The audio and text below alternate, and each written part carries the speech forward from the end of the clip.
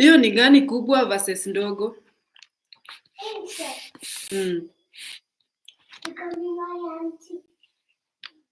Ai. Asante.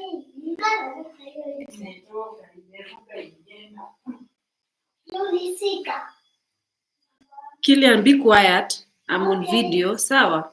Okay. Eat your food. Okay.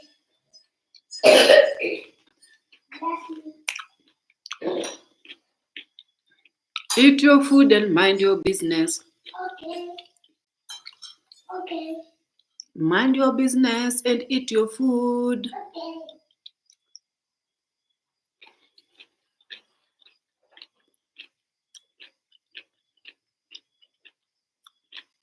Yenyewe nimemiss cabbage. Nimemiss cabbage. Guys, it's dinner time. It's dinner time at the Empress house. So, why is my ears ringing like that? Nieke hapa. Asante.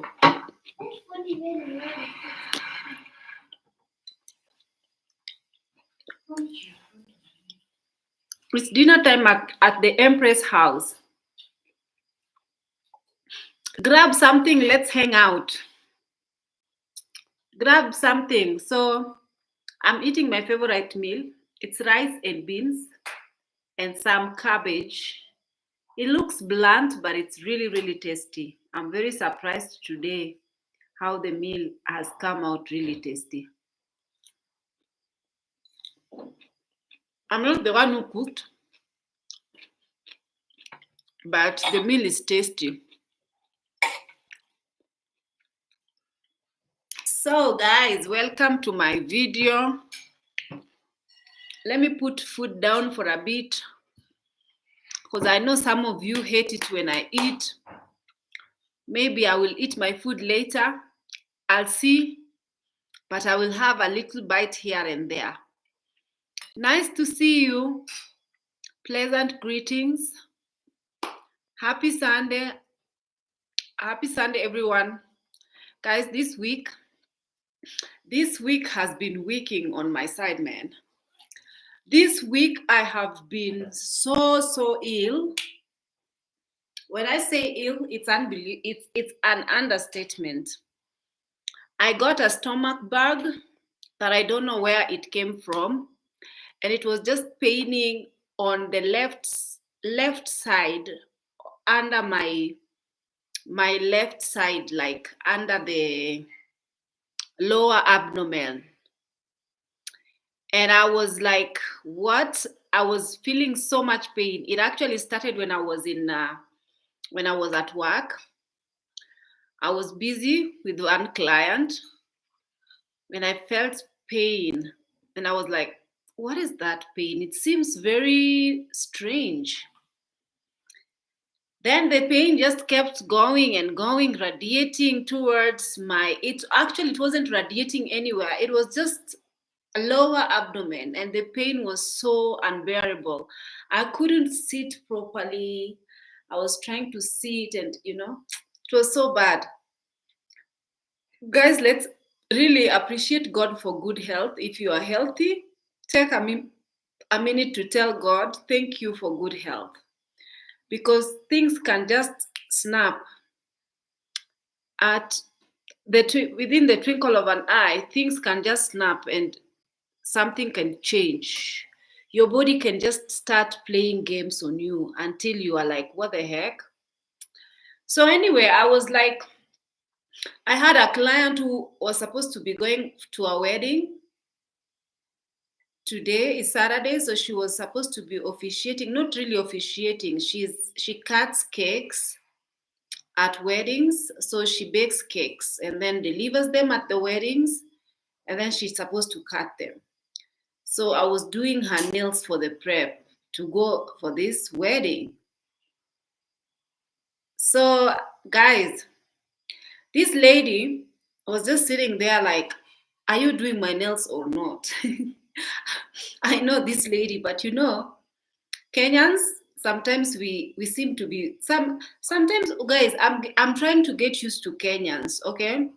I was not here for quite some time. I was not living in Kenya for like 10 years and above. So I'm getting used to Kenyans because, you cannot take Kenyans at heart. You cannot really like put Kenyans here. Just don't mind Kenyans. As Kenyans, we are something else, man. So there's this lady. This lady was just like, she was like, "Are you doing my nails or not?" Like the way she wasn't even worried. Auntie Bukuja, she wasn't even worried that I was sick.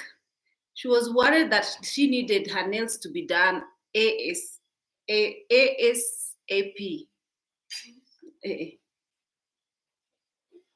Hiyo ni ile yenye napiganga kelele iwe ziko mingi. Unaona hata kuna nyingine pale. There is another one here. Inakimbia. Na unaipiga aje ni kama itaki kuipiga? Haitakuuma. Guys, it's rainy season, so insects are just running inside the house. Left, right, center. That was a spider. Insects are just like, I told you guys that the plot next to my house is not yet developed, so there is a bush over there. So insects usually just like randomly in the house. So anyway, this lady was like, are you doing, I mean, she just was so unbothered. And I was in so much pain, and I was thinking, when she came to the shop, she was complaining of hunger. So she was hungry. She hasn't eaten. So I felt like, she was like, I feel so hungry. I need something to eat. Can you order something for me? And I was really like trying to make sure that she gets something to eat. So I ordered, I actually went to the shops. It was really raining.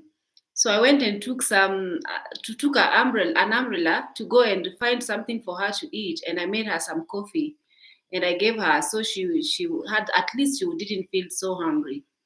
So when she was already set, after I finished doing her feet, I started having this pain in my tummy. And I was really like, it was just keeping going on and on.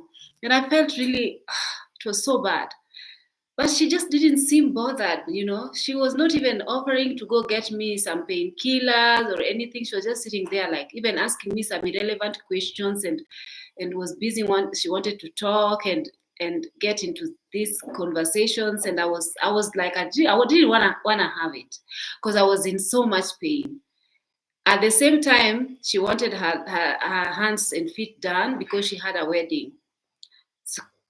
So anyway, I had to go call my husband. This is the reason why I'm telling you guys that honestly, people in Kenya, we have this don't care attitude towards each other. It's unbelievable. And I just want to tell you guys, based on the video that I watched, David Jr.'s video, I'm going to come to you guys regarding this about us Kenyans. I don't understand why usually people, they only have compassion to somebody once.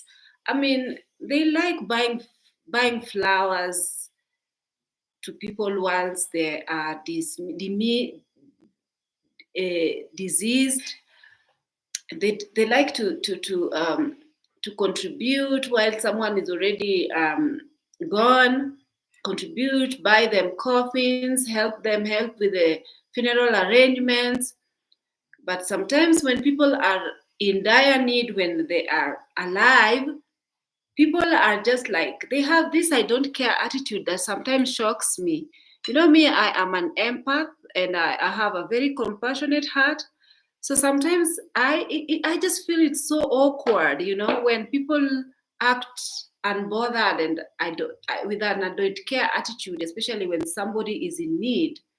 That day, this is the lady I'm telling you guys, I know her. But anyway, I just felt like she could have helped me a little, like even offered to give me water or gotten a little bit more concerned that I was sick and I was almost falling off the chair and I was in so much pain, but she was just waiting there. She was like, are you doing my nails or not? Like, or should I just go somewhere else, So I had to, because luckily my husband works around me, just around where I work. So I had to call him to come and help me because I needed some painkillers. Usually I have painkillers in my bag, but this time I didn't. So I had to get this pain. He came and he was like, oh my goodness, he was running like a headless chicken because he hates it when I'm suffering. So he went and got me medicine. I took this medicine. I felt a little better. Then I also was feeling sorry because I told you guys I'm an empath. So I felt sorry for the lady because she had to have this wedding and her nails had to be done. So I had to do this for her. So I just wanted to get well a little bit so that I can take care of her. So it was really raining heavy. Killian, can you go to the kitchen and sit with auntie until you finish that food? I don't want jokes. Okay. Quickly, this kid with food. So I went. Then I finished. Luckily, I finished her nails and I finished her, and then I went. We went to the hospital. The first hospital we went it was around 11 p.m. in the night, right? The first hospital we went to, it was closed.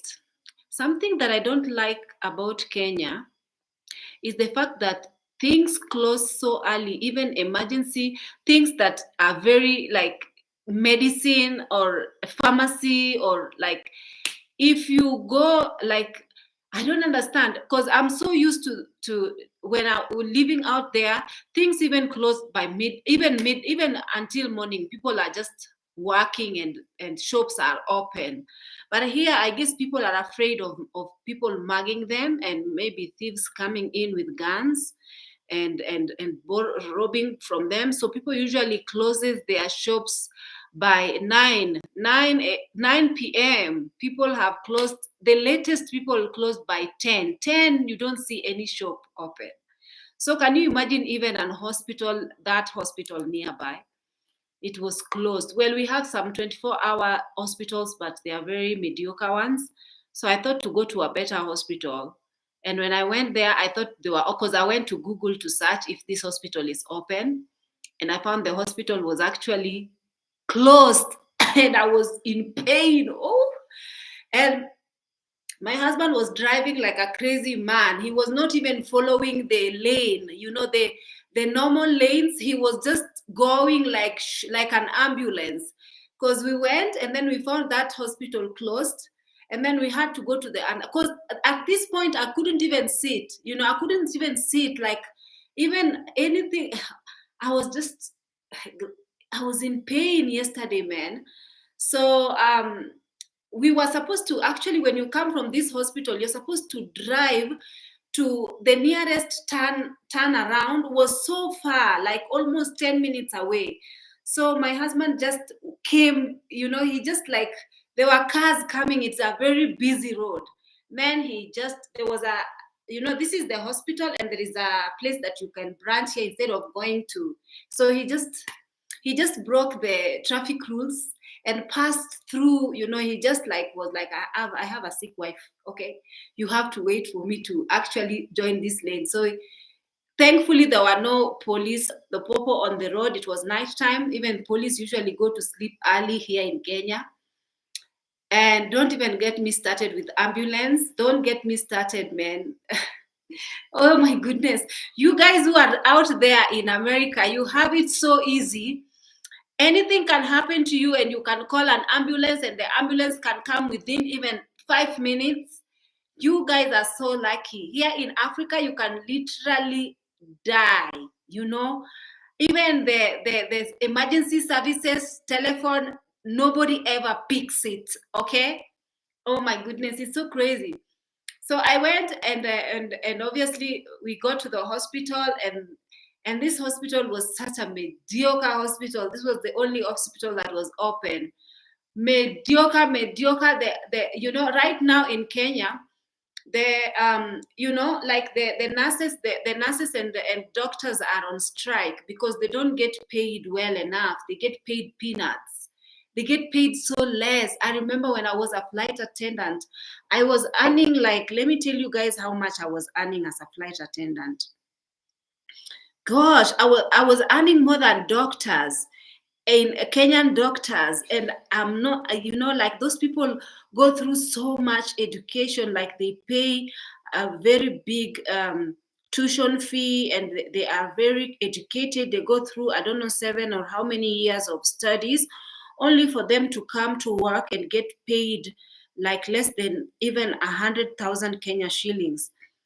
So in my previous job, we were getting paid on a good month. What is wrong with this one? Wait. On a good month, we were getting paid. Let me tell you guys in dollars. Let me tell you guys in US. No. Wait. On a very good month, that one you have flown 1, 2, 3. You have flown for so many. You have flown for so many.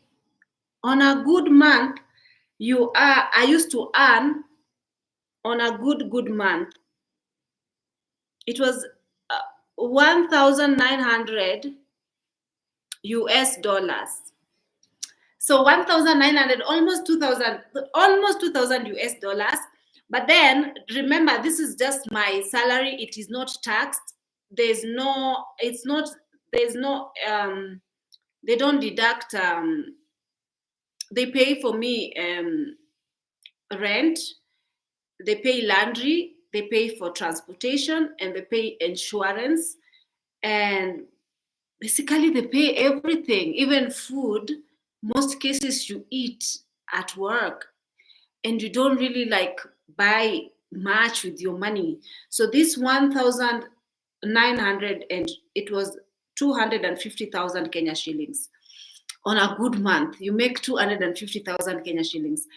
That was really, really, really good money. Okay, good money based on the fact that it is untaxed and everything else. That was really good money. So it was just yours to keep. But the doctors here in Kenya, oh man, the doctors get paid less than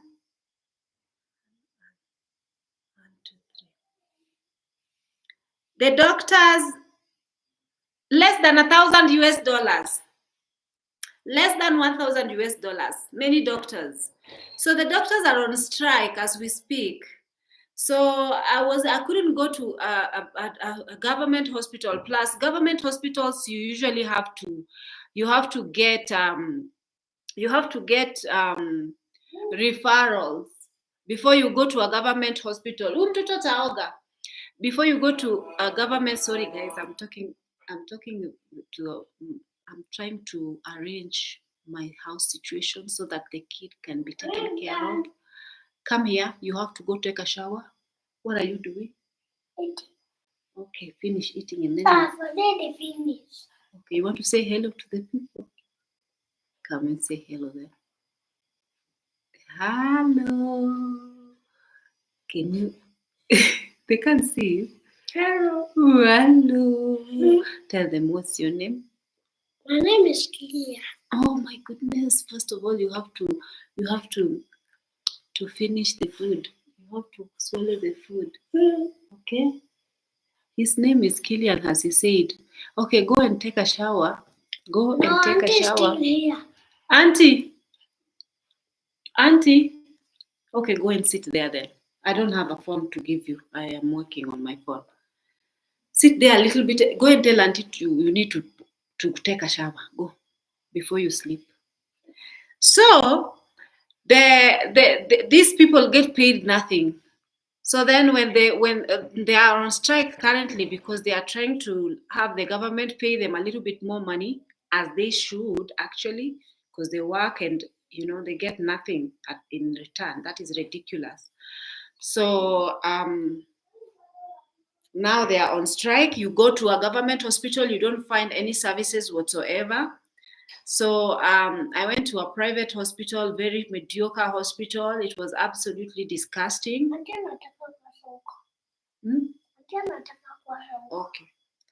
You can't watch TV now. Sit and wait for Auntie.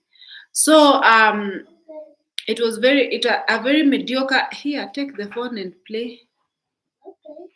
Where is the I'll take my phone. Here. Okay, no sound, no sound, okay? Okay. So I went to this hospital and the people there were just so reluctant, so unprofessional. Anyway, they helped me at the end because I went and they gave me some injection to numb the pain.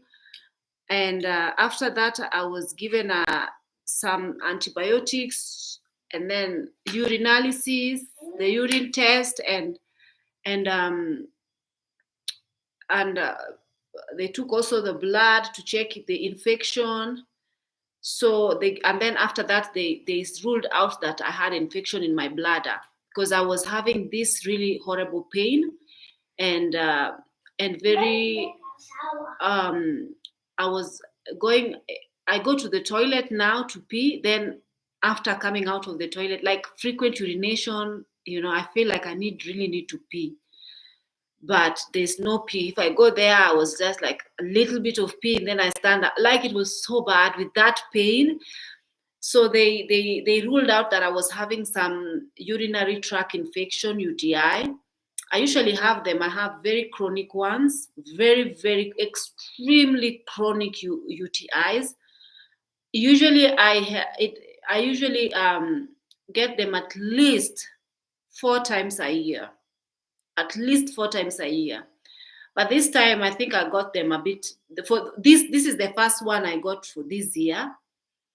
And I was feeling like usually I get these UTIs, but I don't get them this with the abdominal pain. I never got them. But anyway, they ruled out that was the case. And ultrasound was not successful because I was trying to drink water and my bladder was never getting full because I feel like I need to pee all the time. So if I feel like I really, really need to pee, when they check my bladder, they find the bladder is empty. So the problem with the infection is causing me to want to pee, yet my bladder is not full. And it's very unbearable to wait until your bladder is full because you have to drink a lot of water. So I was literally feeling like maybe this is something terminal. What is going on with me? So after they checked my blood, they found that there was no infection in my blood whatsoever.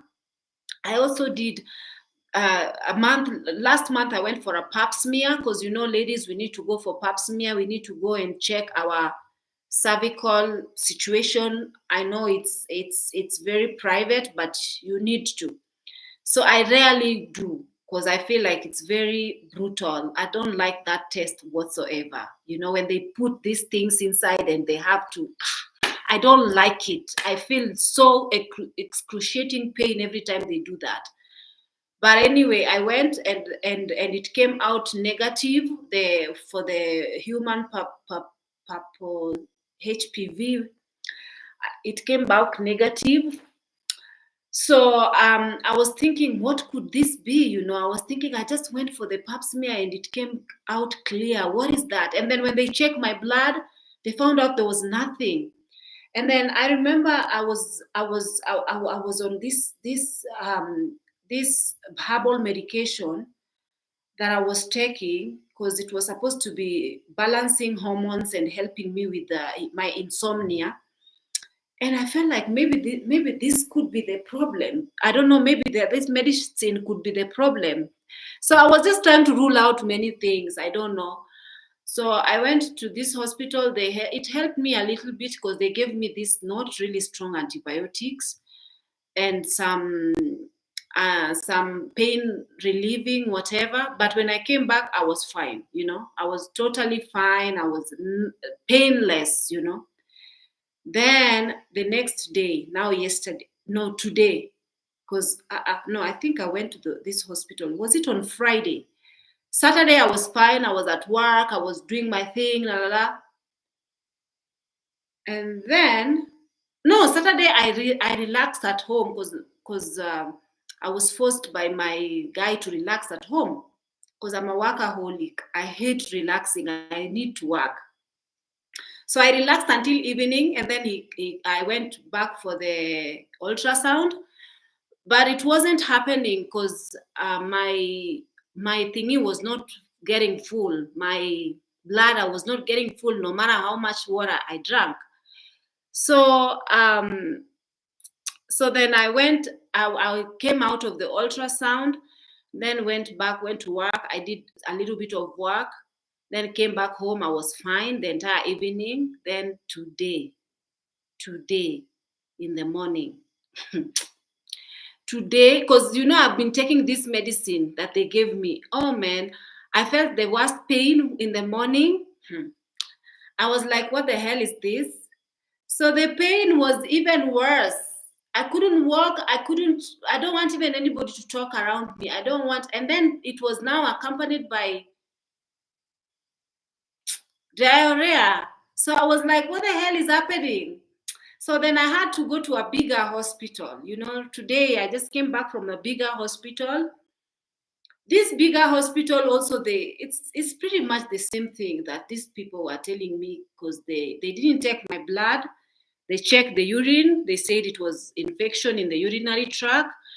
And they also did ultrasound, transvaginal, and they also did the outside one and the inside one.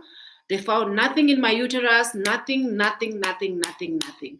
And not even cysts, not even fibroids, nothing. It was clear. My uterus was just clear.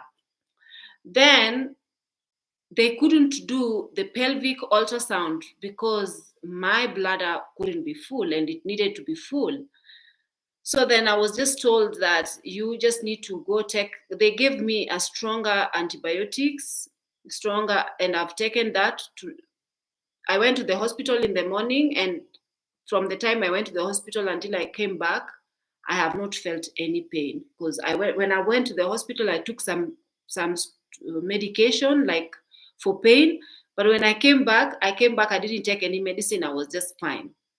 So now I'm fine. I have not felt any pain, apart from now when I go to the toilet and I'm like, it's just water, I'm just like diarrheaing. So I don't know exactly what it is. I'm still on antibiotics. So I'm sorry guys if that is too much information, but yeah, I didn't feel well, but I feel like I need to do this video. I need to do a video just to update my channel. I do video weekly. Let me have a bite of food.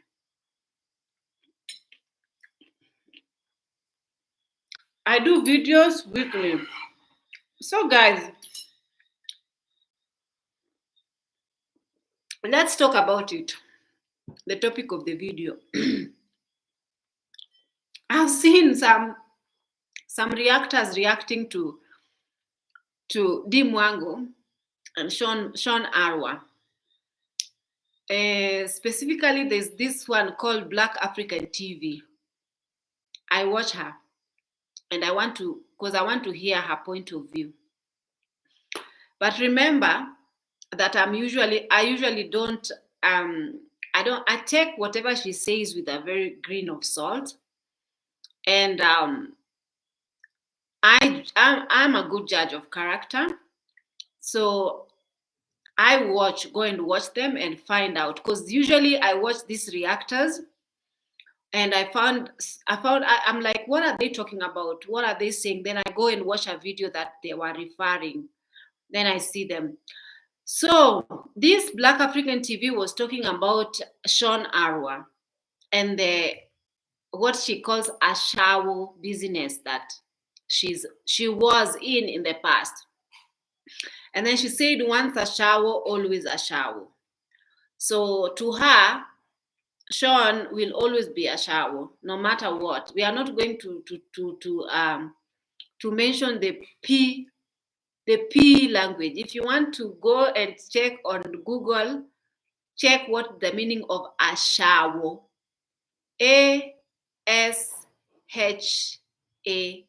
ASHAWO. Ashawo. So basically, I don't need to send you guys to Google. Let me just tell you guys what it means.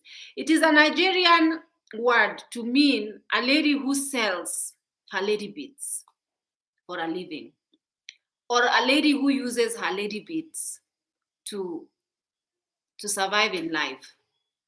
So this is the reason why this lady was talking the way she was talking, because they gave her a reason to talk like that. There was an interview that Sean Arwa did with this prominent guy who used to be, I don't know if he still does YouTube. He's called Jalango. This Jalango guy is a member, prominent guy. Right now, he's a member of parliament. I'm not sure if this interview was done before he became a member of parliament. I'm not sure if Jalango still does YouTube. I'm not sure. But right now, he's a member of parliament. So I don't think he does YouTube anymore. Correct me if I'm wrong. So Jalango was making YouTube. He was a comedian, whatnot, and then he went into politics. And right now he got voted in as member of parliament for Langata. This area called Langata is a constituency. So this guy was giving Sean Arwa an interview. And in this interview, let me just, Killian, can you give me my phone, please? Let me just give you guys the interview. Let me find, oh my goodness, everyone has gone upstairs and I'm calling them. Oh, Jesus is Lord.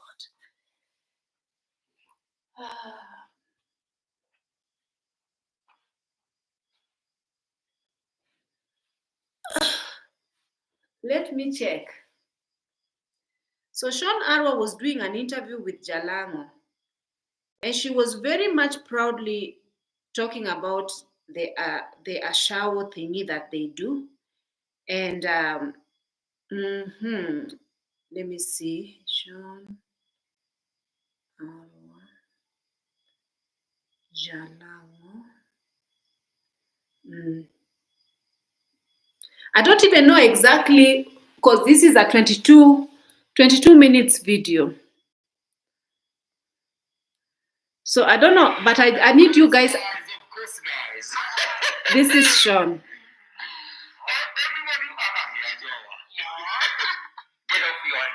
These guys are Luos. Get off your mask. And after your mask, we do what? We sanitize. We sanitize. When was this? Santanizer. This was 3 years ago. This was 3 years ago. Ladies and gentlemen, after all your requests that Sharon or Sean Arwa be on our live, the beautiful lady is here. The queen of all slay queens is here.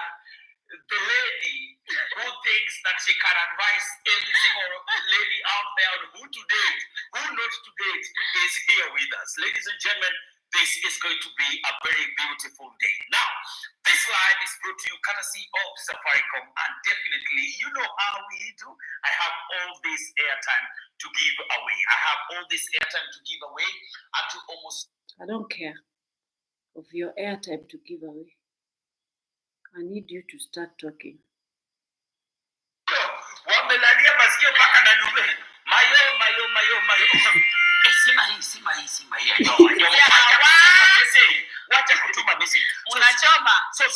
So, who pays you?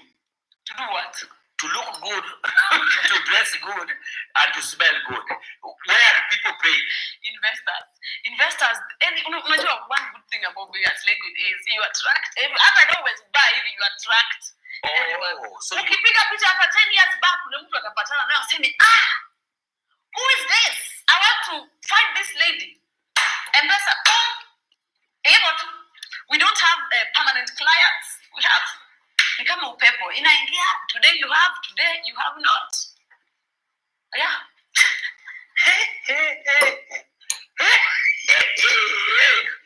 This woman is mad. This woman is mad. So the investors are men who are attracted to this. I'm telling you. To these ladies. And we don't even go for them. I'm telling you. So they come themselves. Yeah. Kisuri chajiusa. Kibaya chajitembeza. So now let me ask you. What is the difference between a slave queen and a normal prostitute? Queen. Aendi hapo kama ame broadcast. Lili kujeni mununue hii kitu. She's saying the difference between a slay queen and a prostitute. A slay queen does not go around telling people, advertising and saying, please come and buy this, come and buy my body, come and buy my body. So that's why she's saying a slay queen does not say, kuja ununue hii kitu. Means a slay queen does not advertise, please come and buy, come and buy, come and buy. So that is the difference between them.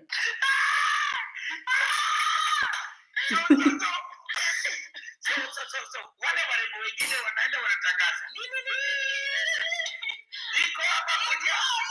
At times wanaenda na kuna baridi lakini amesimama kidete. Baridi na mtwanga. So slay queen hawasimami kwa baridi. No. Unaongeza class. Unaona class kidogo. So slay queen ni wale wametoka kwa street. Wako wapi sasa? She says slay queen don't go in the street in the cold to wait for men to pick them. That is what she's saying in Swahili. Slay queens, they don't do that. They have class. They don't go in the streets to queue or to wait to be picked. That is what she's saying. They are in the clubs. They just drink slowly. They buy their drinks. They buy their drinks and they sit there in the clubs. I told you this woman will kill us. This woman was going to kill us. No, sorry. Okay.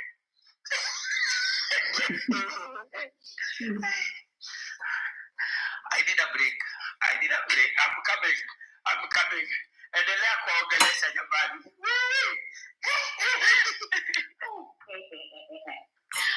Umekimbia my friend. Nilikwambia ni kumoto. Hii nataka maji. All right. To put everything into this guy, the reason why he's very excited about this is because he's a very big womanizer. Everybody knows him here in Kenya. So that's why those things make him happy to an extent. He runs off to go and get some water just to cool down. Are you taking notes? Slay queen showers. Wanaoga. Yeah. Slay queen dresses well. Slay queen wanapenda pesa. They love money. Slay queen are not in the streets, they are in the clubs. Munavunja ndoa ya watu. They break other people's marriages. We belong to the society. Slay queen is like an orphan. They belong to the society. They are supposed to be taken care of by the society. The society meaning other people's husbands. That's what she means. We are just matured orphans. Wale wakubwa. Unaona vile mtoto kama ni yatima, relatives wanasema oh my god tumchangie at least. Mtoto aende shule. Ndio sisi sasa mtuchangie tuishi vizuri nini. So slave queen is an orphan being taken care of. Another orphan being taken care of by the community. Yeah. And this community, basically, most of them married men. I mean, janta ni janta, don't ina matter.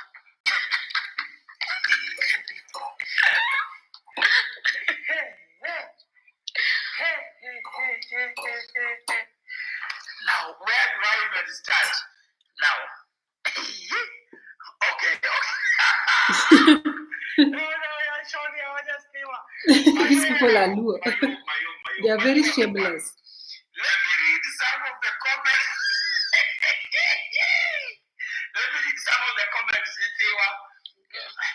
Now, let me start with Facebook. Guys, I'm not going to go on and on with this. This lady, she's very, she doesn't even lie about how she is. She's unapologetically herself. She is who she is.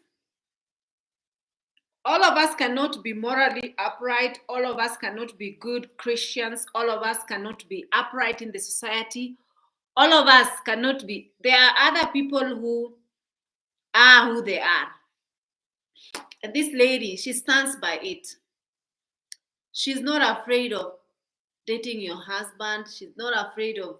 So right now, that lady, the Nigerian lady, was reacting regarding the fact that these two are now in Jamaica together. So she said that they must be doing bad business in this Jamaica that they are there now. Because according to her, once a shower will always be a shower. According to her, according to the Nigerian lady.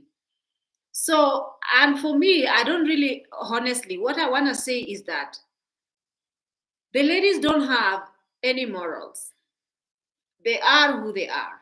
No, everybody doesn't have to have morals. Everybody, people are, these ladies are grown-ups and they do whatever they want with their lives. No matter what we do, if we decide to talk, if we decide to be quiet, they don't care. They do whatever they want to do with their lives at the end of the day. So I don't know. I'm not sure if she's married or it's just for the show or it's just for the gram and for the social media. Because she's a married. She seemingly is married to a Nigerian guy who is quite young, quite young. I don't know if that guy. For what I know, that guy could be even a Yahoo. You never know. Because which Nigerian man in their right mind takes somebody who proclaims that they are actually, they do that for a living. So you never know. Maybe opposites attract. Maybe that Nigerian guy likes this type of women. You never know. But the guy, I don't know if he is married. I don't know if he is single. I don't really watch Sean Arwa. I know that the guy is supposedly loaded because she only deals with rich people. She does not date poor men. She says it, and her TikTok have very big following. She is the sprinkle lady. You know, the Shireen lady. You know, the lady from America. I don't know her name. Who talks about sprinkle? The one who usually teaches girls that you don't date for love. You date for money.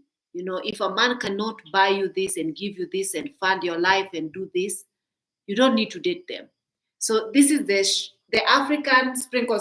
Sean Arwa teaches her followers this, and she's very unapologetically teaches this all the time, and that is who she is.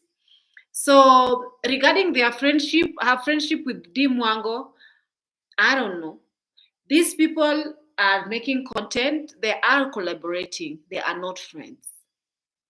In YouTube, people don't get friends. They don't get friends. They are not friends. They are just, I'm seeing something, an insect over there. I don't know what it is, but I'm just being distracted by it.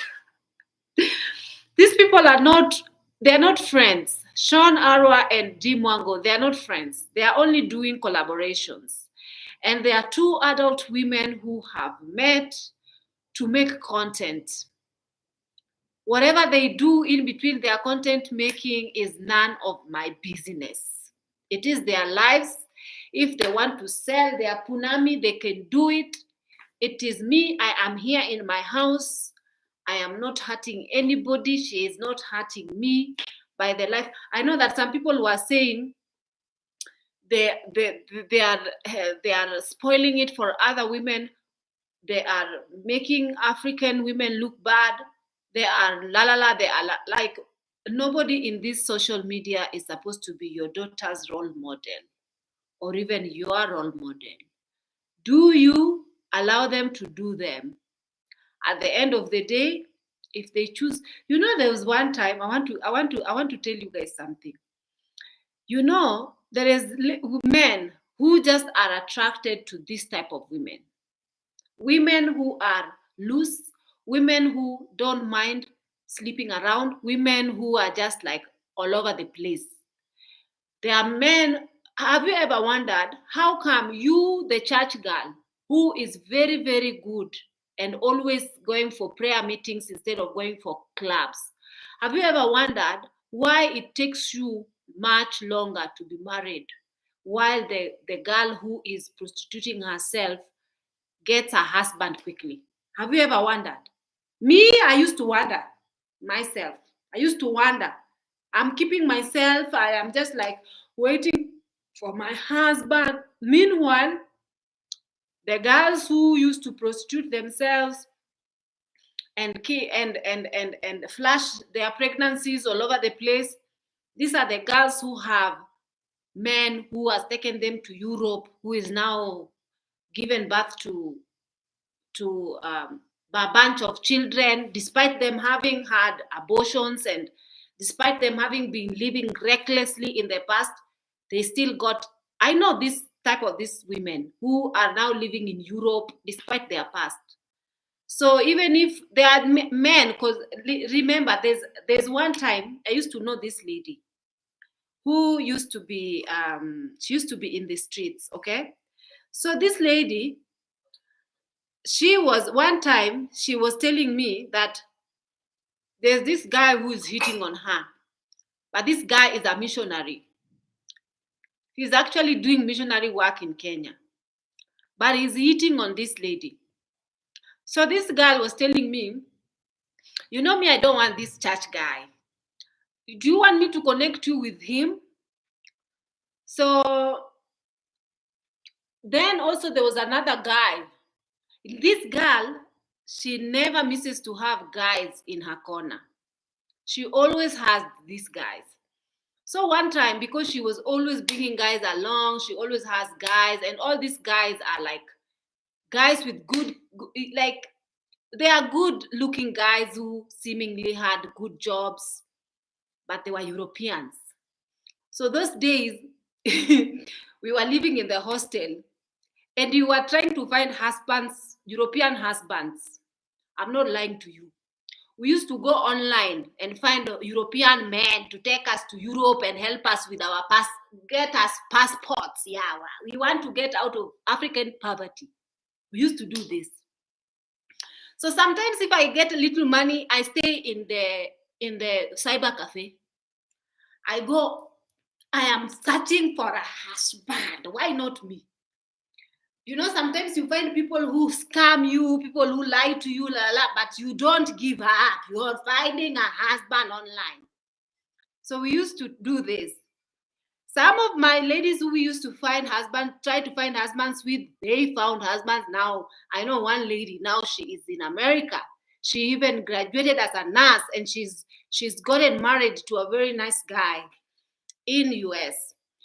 So this lady, I remember we used to always stay in the cyber cafe with her after listening to a lot of stories of women who had found husbands in, and also this lady, the one I'm telling you guys that she was always having guys in her corner. She always met them online.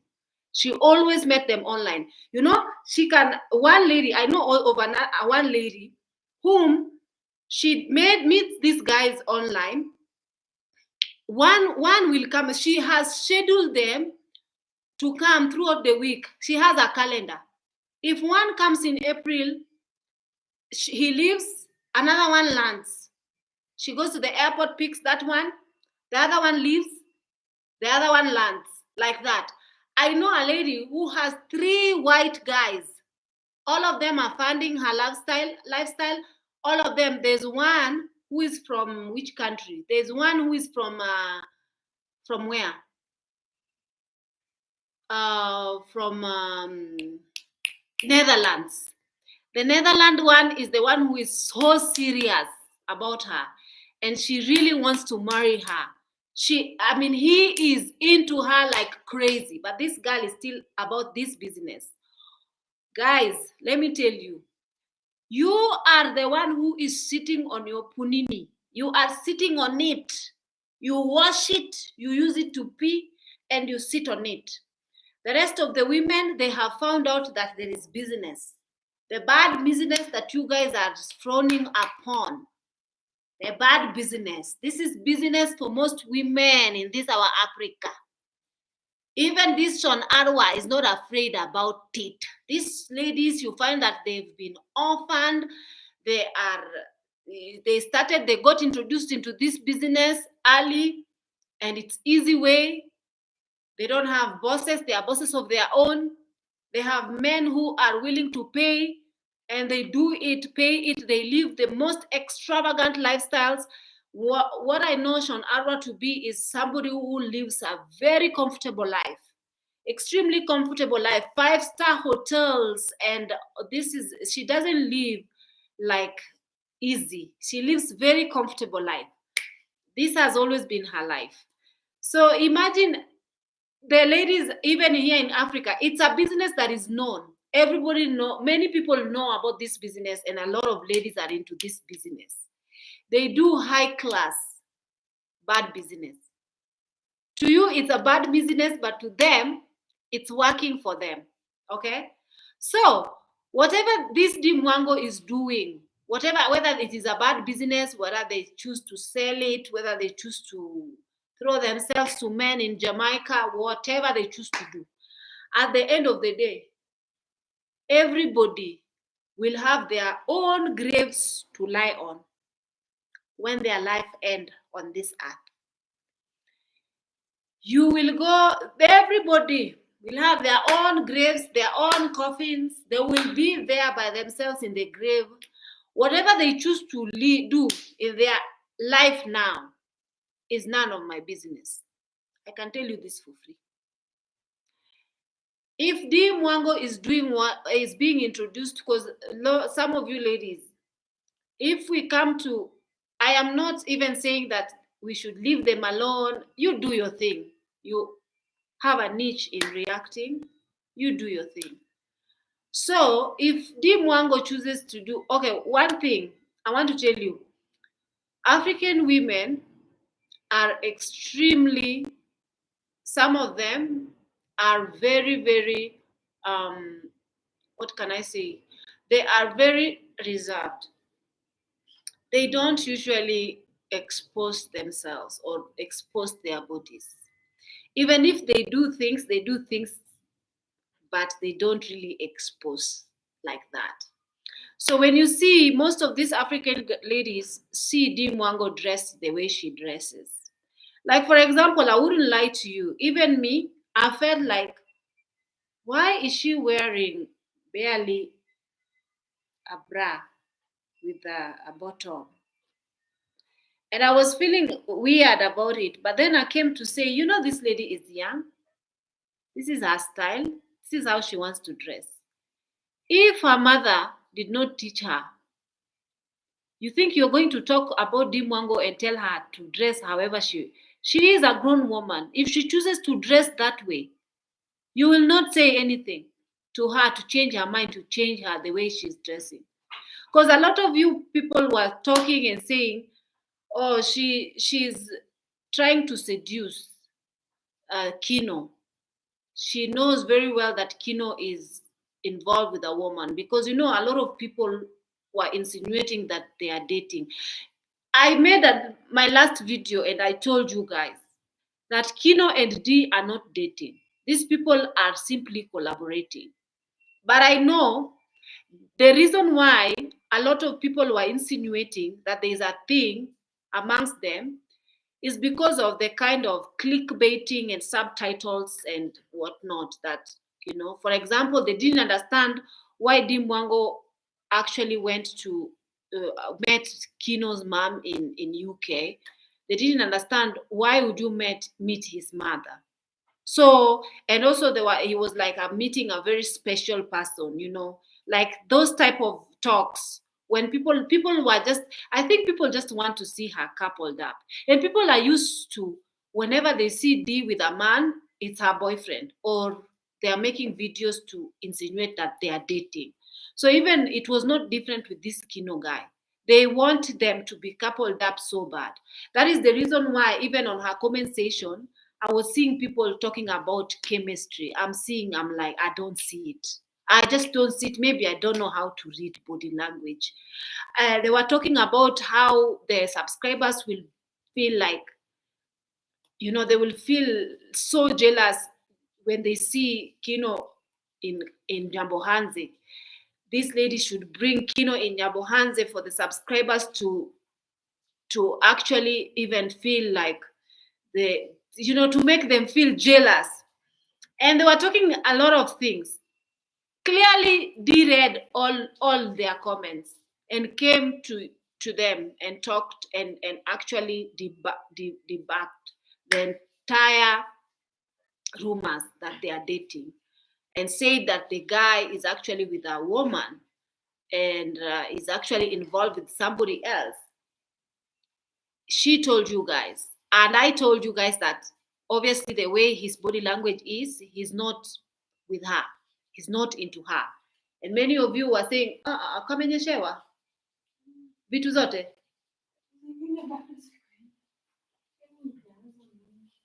Oh, itole tu hizo zingine wacha tu. So it's raining outside and my clothes I just did laundry in the evening. So I saw Kino's body language. I felt like, he's not into the lady simply because he's probably with somebody else and he wants to have that respect and that boundary, and he's striking a balance and he's putting a line. He doesn't want this lady to be all over him. He doesn't want, it just seemed like he didn't want to cause any. I feel like he's a very reserved and very respectful person. This is just my opinion. So, but with Dee, he's very playful. Even there was a part I watched, people were saying she was touching his lap. I was like, that is just she jokingly just tapped him in the lap, and everyone was like, oh my God, how can you do that? This girl is a shower. Oh my God. To me, I went and watched that particular video, and they were where they were, these people, like, they pinpoint every single thing. You guys are overthinking the reactors. I don't really care for DeeMwango like that. I don't give a ish about her or whatnot. I don't really even I can't even finish watching her videos because I don't like to watch her videos. Unless if I want to react or if I want to say something, I'll go and see after reading comments and see, just to find out exactly what these guys are talking about. But to be honest, the people who react to them are a bit much overthinking. You are a bit much overthinking. It is getting into your heads too much. And I'm thinking that this lady is really enjoying, and you are giving her so much publicity. You're making her grind even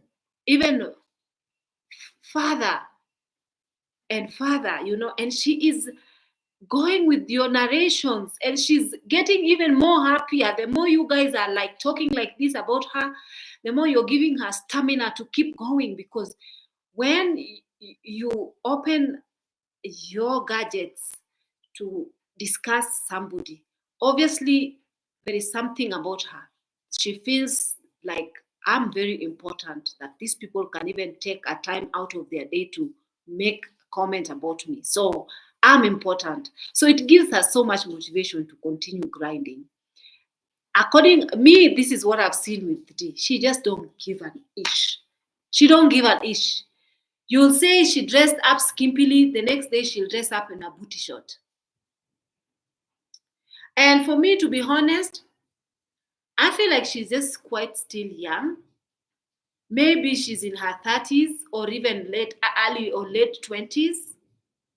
And perhaps she was always tied into church, and now she's gotten her wings, and now she was out of the village. She's gotten her wings and she wants to live however she wants. If she wants to twerk in the streets, she'll do it. If she wants to wear a booty short, she will do it. If she wants to do whatever she wants, there was a time I feel like she's just feeling very comfortable, and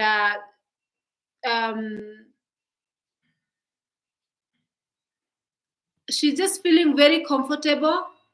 Who is this lady? Who is this Anthony Reid?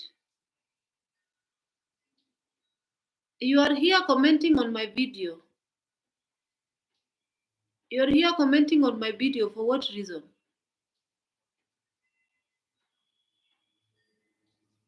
You're here saying to me, talking to me about what not.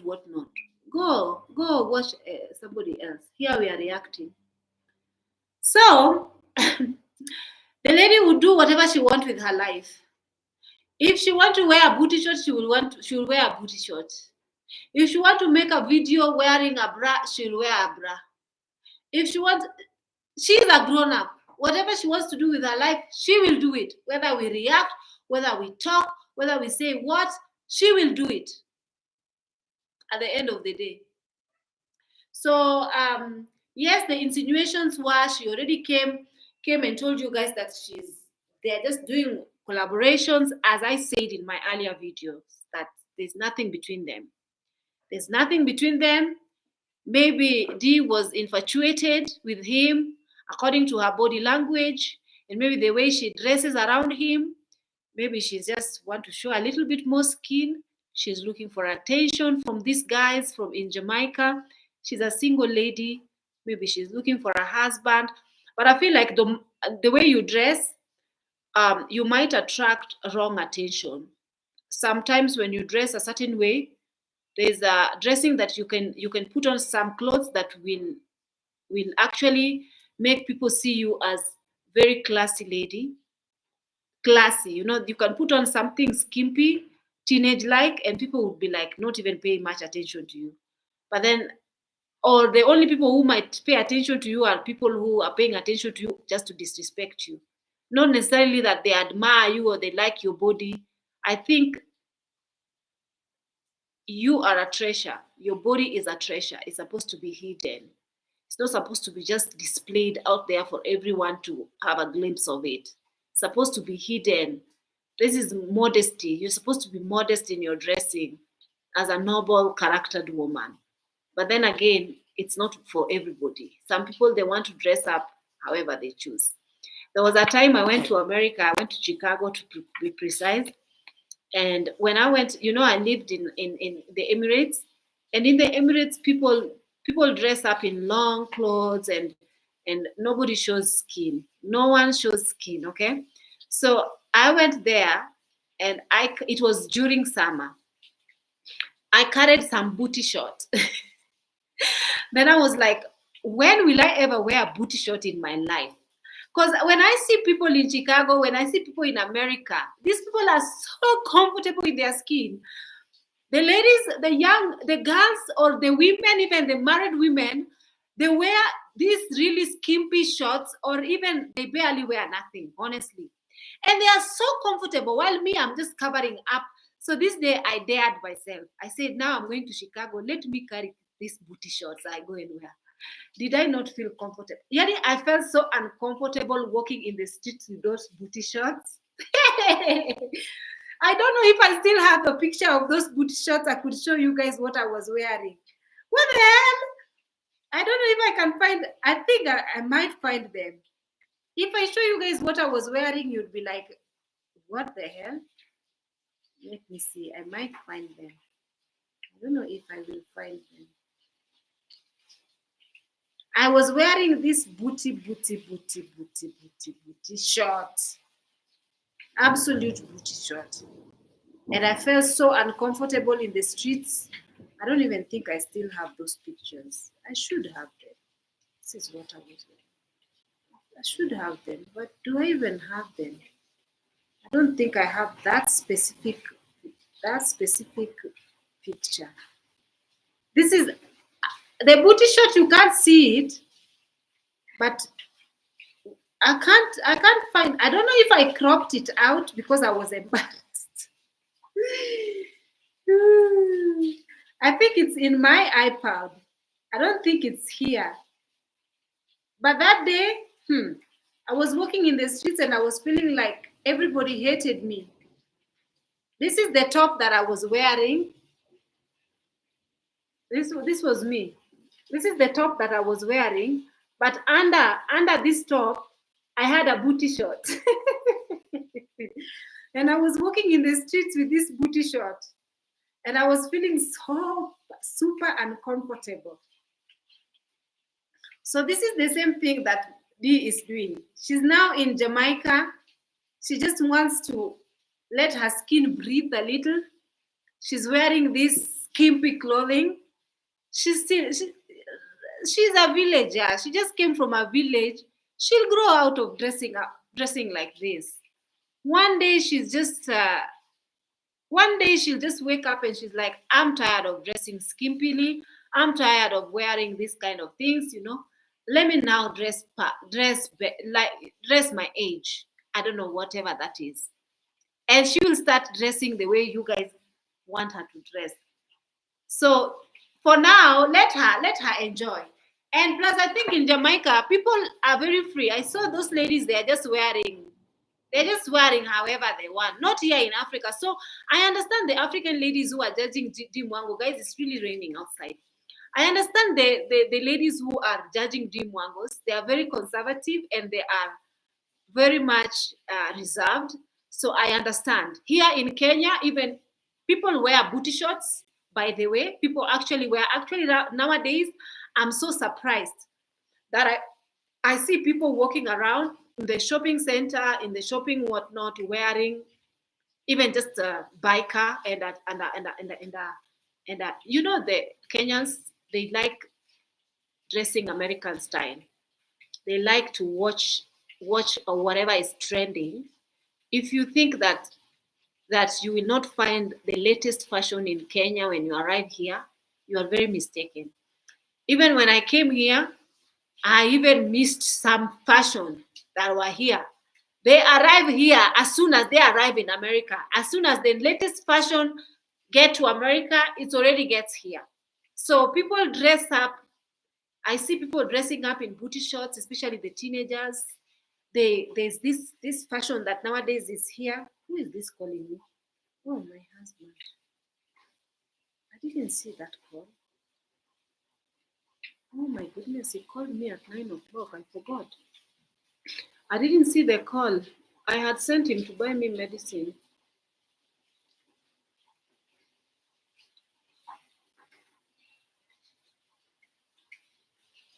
But it's really raining. I don't even know if it's going to pick up my phone now. Maybe it doesn't even see.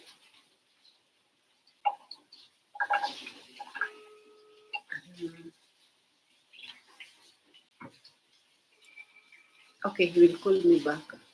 This time I will see it.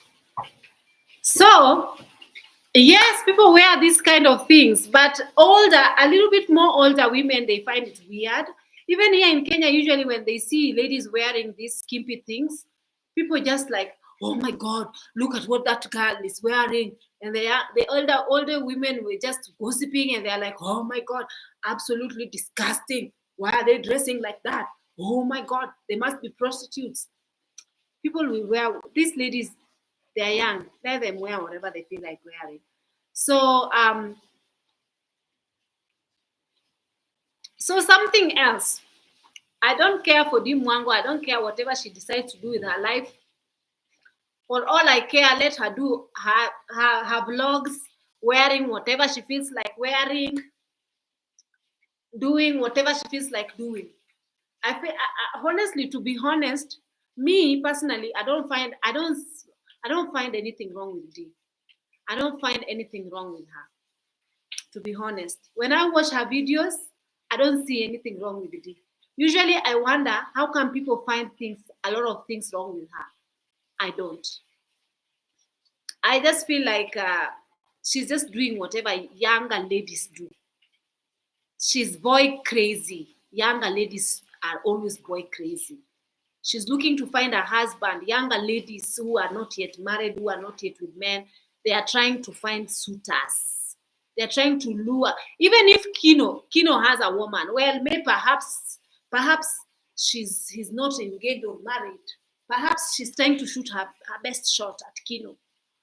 Young ladies do this all the time. It's nothing new. So If for example, these people were saying maybe Kino has tapped it, Kino has slept with her, la la la. Okay, they are two grown-ups, consenting adults. If they want to do it, they can do it. Off the camera, they can do it.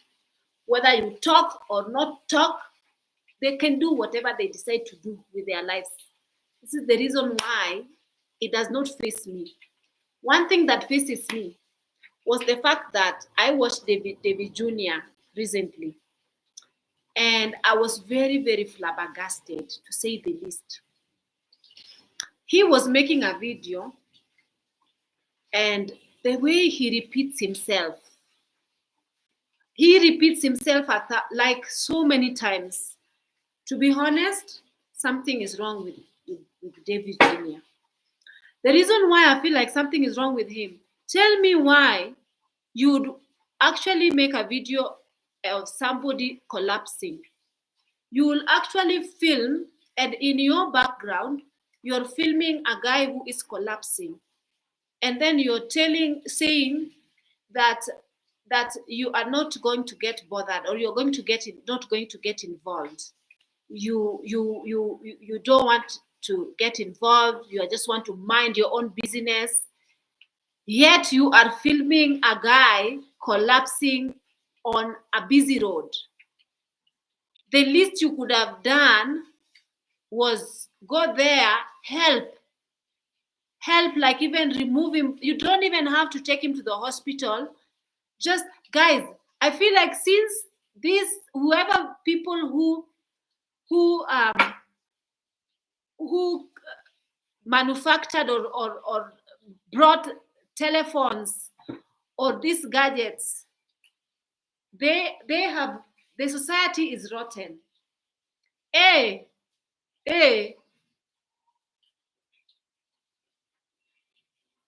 Hapana, si sasa uende uulize. Ushamaliza job? Na si ako wapi?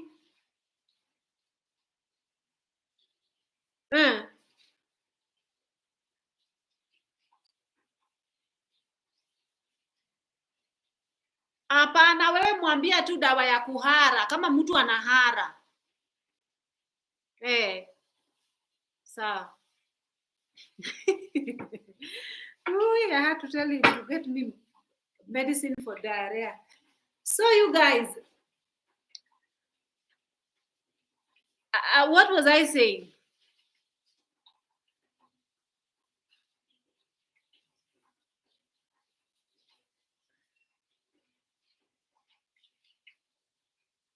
So I was saying that if you guys can go and watch that, let me show you guys that video. Or even let me just mention that video so that you guys can go and watch, and then you guys can give your judgment. Okay, reactors will react when such things happen. But I feel like David Jr. is something else. Honestly. You know, this content creation thingy, this one where he was like, I'm sorry, unexpected accident on the road.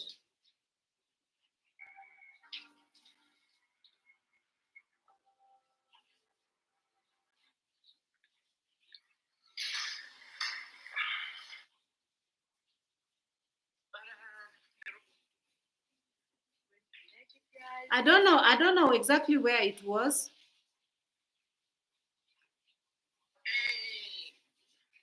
I might not go. I might. Oh.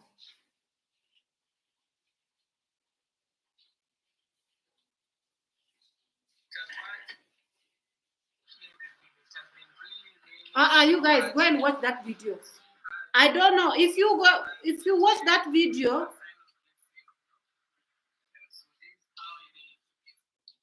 If you want, you can actually watch it on the lady on trending. She actually highlighted the specific video and she spoke about it. The specific, you don't have to go and watch David Jr.'s entire video, because I don't know where exactly, which timestamp, that specific guy collapsed on the road, but On Trending captured that specific part. So you can watch on Trending video, and she has even slow motion that guy falling. And David Jr. was just like, "Oh, I can't be bothered. Somebody has just," he just said, so many drunkard people around here. I can't be bothered. I just want to mind my own business while filming like this. And the guy in the background is actually collapsing. And some people went to rescue him and to help him. Somebody actually even reversed his car and had him go inside the car. Helped him to go to the hospital. I hope the guy is well, but to be honest, that made me very disappointed. I feel like the society is very rotten. There's no way I can pass by and watch someone dying or even collapsing or even somebody being beaten. I always go there and diffuse the situation. I always make sure that my voice is heard. There is no way I can see somebody lying on the ground without me questioning and finding out what's wrong with that person, even if they were just drunk and just lying there. I usually have to be very concerned because I'm a very much an empath.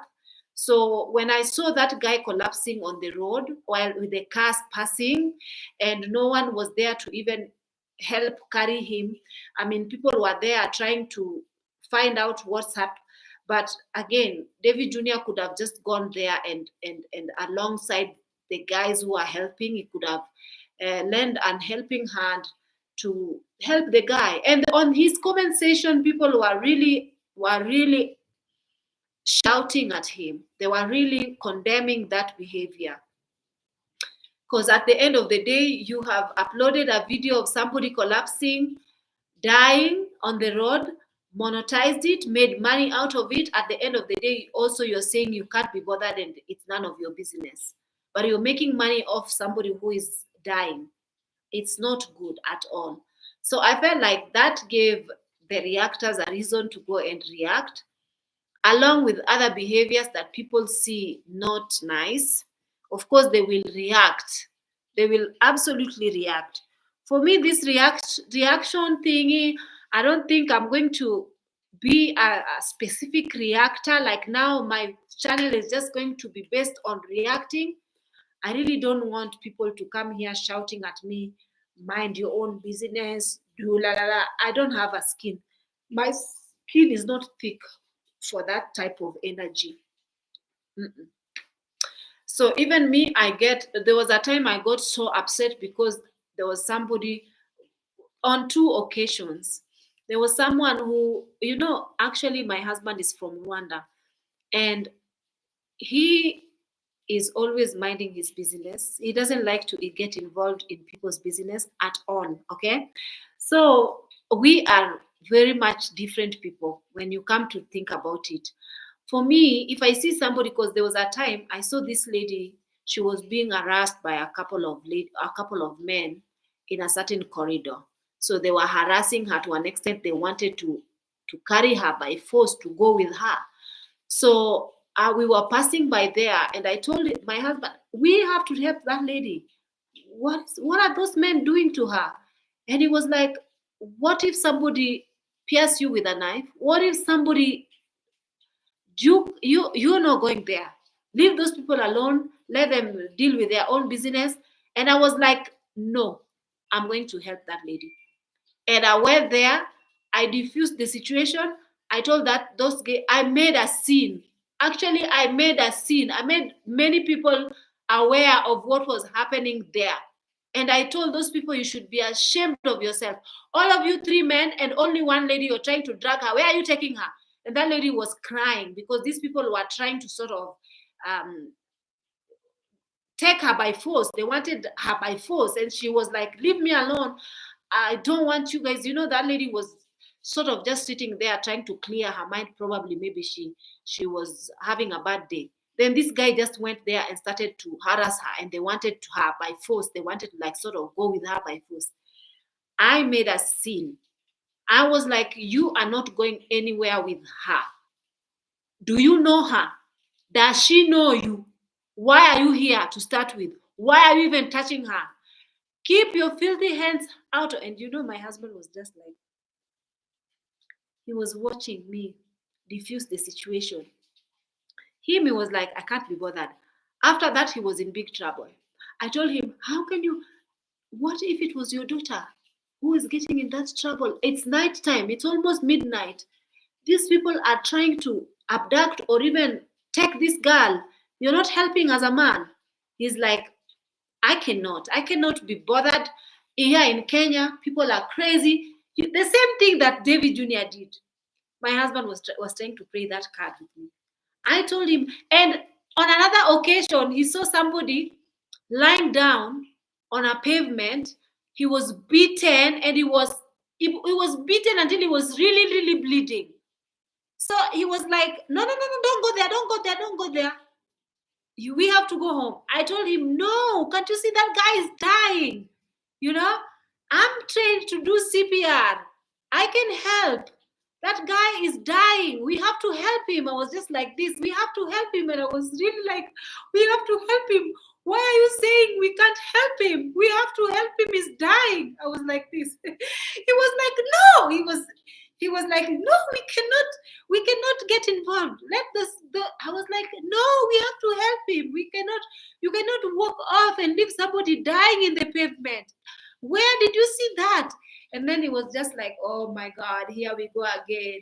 Then I went there and I was like, we have to do this. We have to put his hand. We have to do this in the recovery, lay him like this on the recovery position so that if something comes out of his throat, he cannot choke because this guy was unconscious. He was breathing but unconscious. So I was just trying to help, until the people came there. This guy was like bleeding, and I was like, help him. You need to take something, a cloth, and you need to press. I was just giving these people instructions on what to do. But anyways, I get it. I usually don't understand why somebody cannot help someone who is in need. I don't get it. So I usually do it. I don't care who is it. I cannot watch somebody suffering. I just can't. That is not in me. That is my nature. So there is a lot of occasions that I could not just walk past. And I feel like, some of the things that because of the hand of I'm a very compassionate person. And I feel like there was a time, I remember this story very well. And I feel like I think God had mercy on me because of this. There's this homeless, desolate person. It was a lady actually. No, a lady or a guy. Can I even remember? It was so many years ago. This guy was literally a homeless person in Nairobi, in the CBD, in the center of Nairobi. And he was, it was a she or a he. I think it was a he, if I'm not wrong, it was a he. He was a very, very old guy, like almost in his 70s. And he sleeps outside in the cold. Come rain, come sunshine, he sleeps outside. So he's sort of a beggar. So he fell sick by the roadside and he was dying. He was like sort of, gulping for air. He was dying. And that day, I remember I used to work as a housemaid. So I had gone to town to church. Then from the church, I passed by there and I saw that guy. And people were so afraid to give him milk or to help him, because the guy was literally, doing his last breaths. He was making these loud noises. He was doing his last breaths. And I was so concerned. I was so super concerned. I was helping give him milk. I was helping, just help him. Just do something. Guys, stop standing and filming. Do something. This guy is dying. My heart was breaking for that guy. I I was trying to help him. There was a lot of insects on him, and it was just like such a deplorable state. It was so unfortunate for that guy. He eventually died, but I was just like, I couldn't leave him. I was just staying there, I was just staying there, like trying to, remove flies and help him. And people were looking at me like I'm crazy. But that guy actually took his last breath there. No family, people were just looking at him. Oh my goodness, that was very sad. So I just remember that day and how sad I was. Even when I was growing up, when I was living at my grandma's place, I remember we were living in a nice house, but there was this old 80 plus 90-year-old guy whose house was always raining. Whenever it rains, it rained on him because he had a very bad, he didn't have a wife, he didn't have children, he was by himself. So he was just like sort of waiting for time to die, literally. So he was living near my grandma's house, and my grandma always delegated us to take for him food. She always gave us food to take to him, and sometimes you go there, you remove him. If you don't, that guy was like, if you don't remove him from his house to sit outside in the sun, you will find him seated, soiled himself, he's just there. But if you remove him in the sun outside and you don't remember to go and remove him back to take him to his house, you would find he slept out there, or it rained on out there. Because he was so old, he was not even walking anymore. He didn't have food. His compound had a lot of mangoes. He could just eat mangoes only. Guys, if I tell you that I used to go to visit him, and the only thing I was doing was crying. I was just crying. I didn't understand why God allowed people to suffer like that. Then when I go to my grandma's house, I was sleeping in the bedroom. Whenever it was raining, I was crying the whole night. I could not sleep. I was asking God to stop the rain so that the rain does not rain on this guy, so that the guy does not suffer with the rain. I've just seen I've seen a nini. What is this? I've seen a auntie. Could you want it? Hey.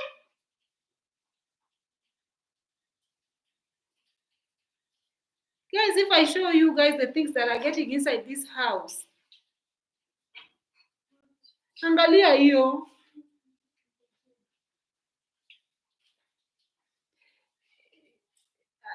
This is a frog. It's gotten inside through the door. Through it's a frog now. I don't like. You didn't seal the door properly, auntie. Seal the door. Hey, hiyo inakuja. We naye usiogopi.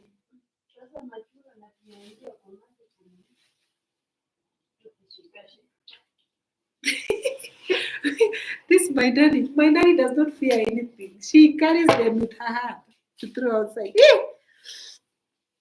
If I tell you that I was just like, yeah. Kenya has very big frogs, and my house, insects like my house. Even sometimes you see gecko chilling at the corner of the house. But usually I like geckos. I like them. So I usually don't chase them away. When they are chilling in the house, I just leave them. The baby geckos. I like geckos. So I usually just leave them to chill. But the frogs and the rest, no. And the snails and all these things, imeingia na hapo. Seal the door completely. So I remember when I was really like crying. And also there was a time we carried this kid from the Emirates, and this kid was being taken to the hospital, and this kid was terminally ill, so terminally ill to an extent I was like, this kid did not make it. So they were taking him to America for this specialized treatment. I think he had some form of cancer. If I tell you that this kid was I was crying throughout the entire flight. We carried this kid in business class. But me, I was just crying because this kid was so helpless, you know. You know, his skin was falling off. This baby's skin was falling off.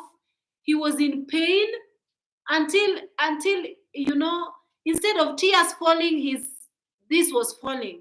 That is how much a baby was in pain. So this kid was in my area of responsibility. I was working in business class. The mother perhaps is used to this. She's not even like, she doesn't. I was like, what the hell? What the hell? I cannot bear this. I think this is the reason why I think my heart is so fragile. Maybe this is the reason why I don't have a kid. Maybe this is the reason why God did not allow me to have a kid. Because me, I cannot stomach a kid suffering. I cannot. That day I was crying.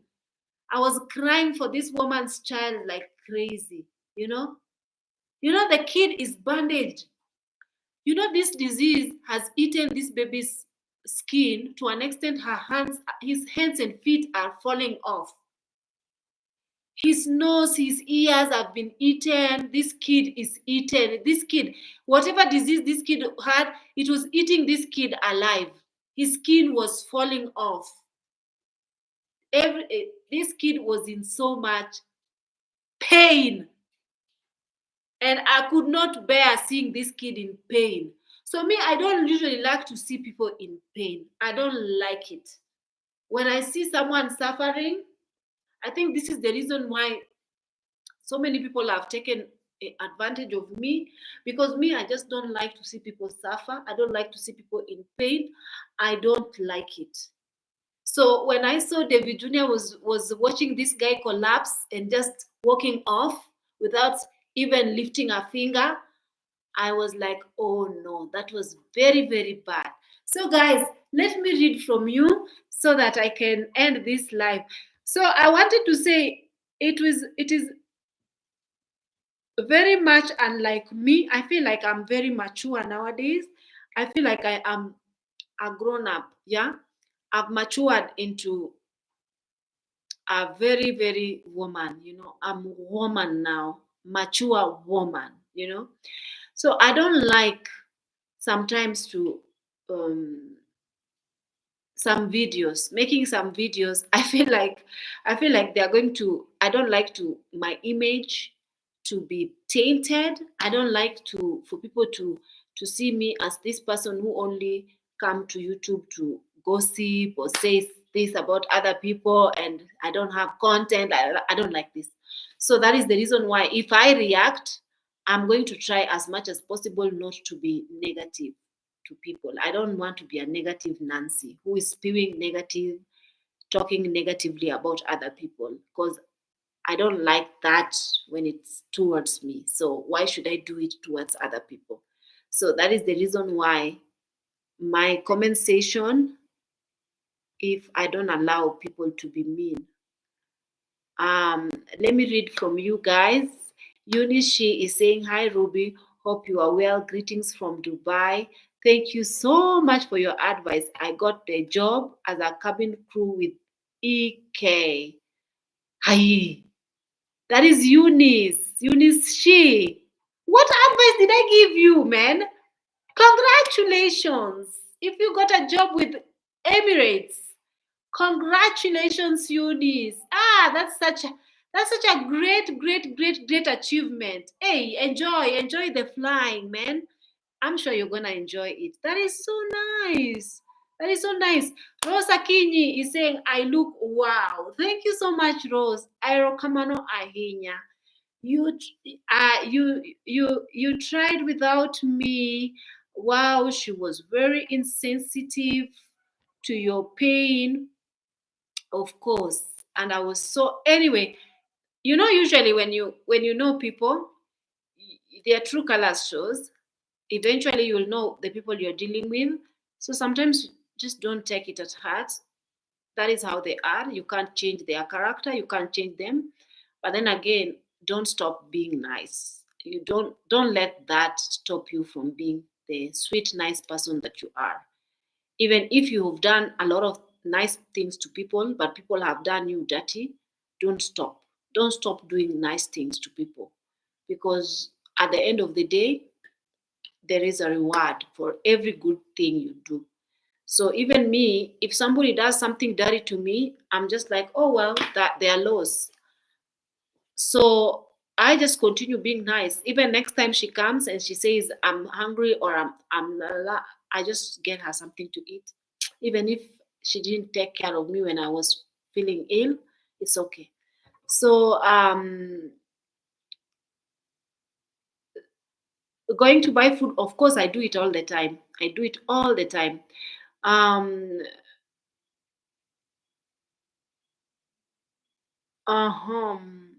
just Kenyans. Hi, Pebbles. You are back.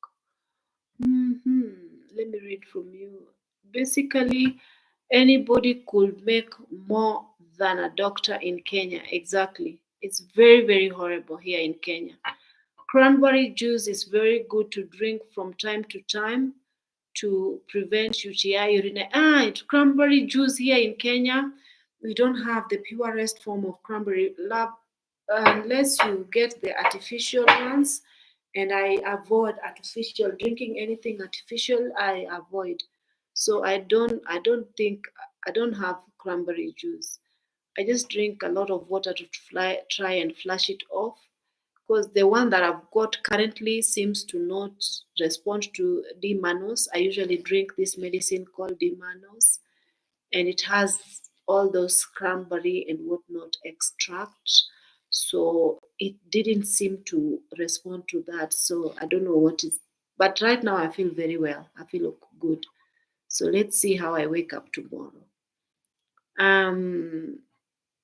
I got my first test a year ago and was all clear also, but it was unfortunate. I think we should be doing pap smear, I think yearly. So I will try to do it yearly, even though it's very uncomfortable test, but let's just do it, guys. I've never had a mammogram either. My doctor will have to kidnap me for that. You know, I used to have chronic breast pains, chronic, because for the longest time I've always had this hormonal imbalance issue. So I used to have very, very, very painful breasts. So there was one time I actually had to go for mammogram. I only went once, to be honest. Usually I just do self breast examinations, but sometimes because of my hormones I get really bad chronic pain. But I only went once, and it's really bad because they usually just take your breast and they put it in between two metals and then press it to get clear picture. It's very bad. Actually the test is very painful. I don't know why God had to make women go through so much, man. When it has to do with any test that involves a woman's reproductive organ, everything is so unbearable. Can you imagine somebody squishing, putting your boobs? It tells you, can you put your boobs, even if you don't have big boobs, if you have small boobs, how can you do mammogram? You have to put them on a metal, and then they have to squeeze them like a flatbread for them to find the correct imaging. What is that? There must be something. You guys, these doctors, these scientists must invent a better machine to test breasts, man. That is this really uncomfortable test. I don't like it. So yes, take your antibiotics. My mom had one for years. Her doc say some UTIs come with no pain. Mine have always come with pain, but this time because it came with this abdominal pain, it was very strange because I've never had them like that. But since my blood test was clear and there was no infection, because when your body is trying to fight off something, they will actually see it through your blood. I think your blood count, I don't know if it is your red blood counts or red blood cells or white, which cells usually fight disease. Is it red or white blood cells? The one that fights disease will be, I think, sky high. So it will indicate that you have some infections that your body is trying to fight. And also if you have lymph nodes, in any part of your body, you should be worried that your body is trying to fight something. So usually when I'm sick, or when I feel a bit of a lymph node over here. There is like a lymph node over here that is feeling a little bit pain. So that is the indication that I have a little bit of infection. Yeah, there's a lymph node here. Otherwise, I don't have any other. So kindly give this live stream thumbs up. Only 10 of you have liked. It is okay. You guys are very stingy with your likes. Cause me an explanation. He's enjoying her honesty. How long ago was that? But she is a little orphan, she said. The internet never forgets. She has a son now who will supposedly see this interview some days. She don't care. She just don't care. Have you really watched Sean Arwa? Even on TikTok? She's for that life. She is for that life. These people are very interested in making money. And somebody was asking, why exactly is she running around the world trying to make content if her husband is rich? If her husband is like rich and can afford buying her an entire house and a car just as a gift, a push gift. Why does she have to run around making content? I don't know. Maybe because she can, or because she wants to. I don't know. The husband found her making content, so she just wants to continue. And right now, I don't know where she's left her child. Maybe with her sister. Somebody is asking me who I'm whispering to. I was talking to my nephew. Someone is saying, Bella Olum is saying Sean is very married. She has a family. I'm not disputing that. I didn't say anything bad about Sean, okay? That comes from a place of misery. Bella trending. Remind her that after dancing on the street that way, American sprinkle lady, her name is Ashira. Hey, that lady, she's teaching women some things that I don't know. Will never work with me. Will never work with me. For me, if I have to wait for man, a man will demand for anything from you if you have to demand money from them. Don't complain when a man demands stuff from you as well. Don't know why this thing is doing this. Okay. Someone is Bella Olum.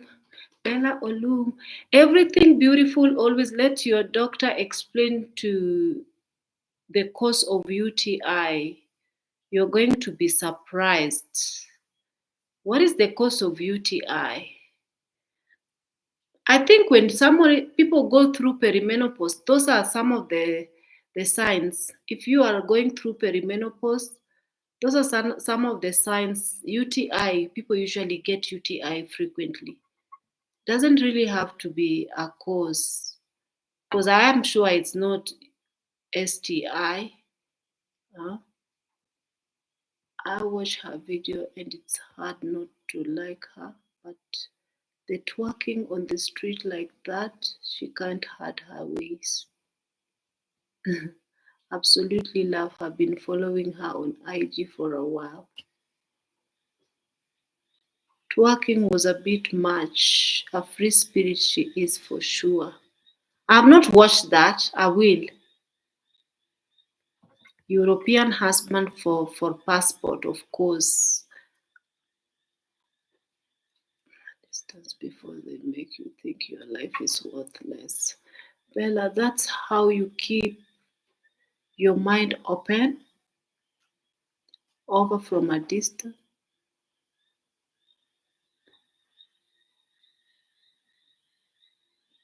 Before they make you, these frogs are trying to come in, but I don't think people who get scooped, you get afraid with things easily can live in this place, man. A free spirit is one that has no one to answer to. That is not her. I'm a free spirit. I fear only God. Seeking a strong passport like Marwa.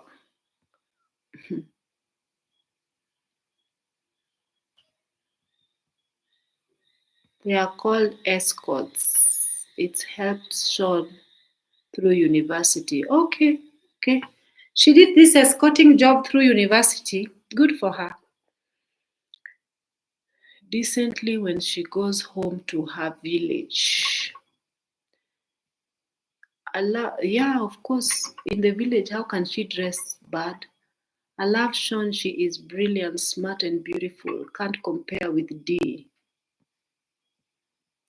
She didn't have to film her meeting Kino's mom.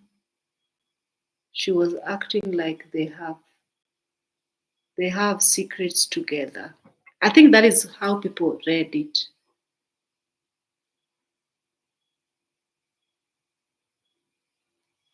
You can't lock a wild cat in the cage.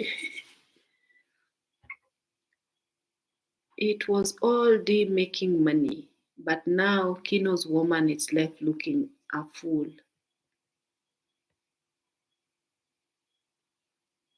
Gaining the whole world and losing your soul. DeeMwango is still a village girl even after traveling around the world. She has not learned anything about being classy. Her videos are very mediocre. But sometimes you wonder, people just love her. People just love her with her mediocre video. People love her, man. I don't know what people love her about, but people just love her. So there must be something that people are attracted to. If you don't know the tingo, you should know. You soon know. You soon know. It's getting a little boring, man. With that tingo thing.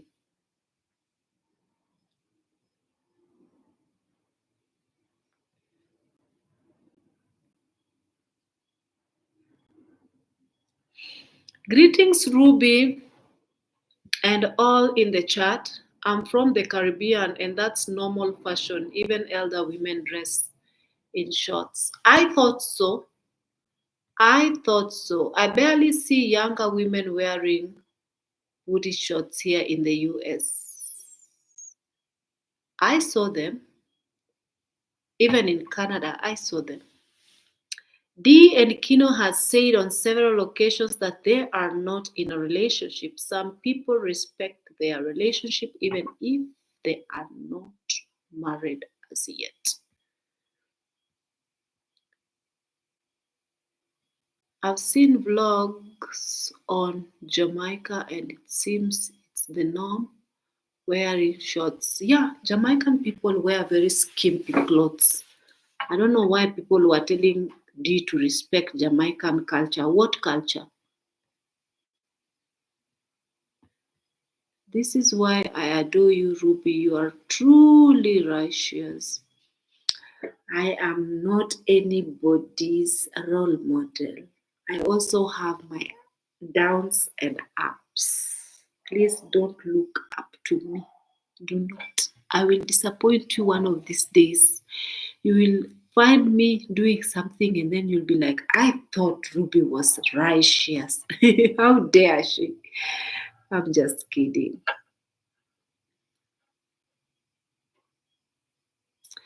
There was a time I saw your vlog when you diffused the street kids fighting. The one street kid and you were really screaming until the men around came to help. See? I don't really allow people to to kill themselves around me. Even women, if I see women fighting, I will go there and, but usually my husband tells me, one day you will get killed in the middle of trying to help. I told him, tema hiyo mate, touch wood. No, if you are helping, happy, the Bible says something about the peacemakers. The peacemakers, usually the Bible mentions peacemakers. Something about these peacemakers. If you know that verse, please quote it.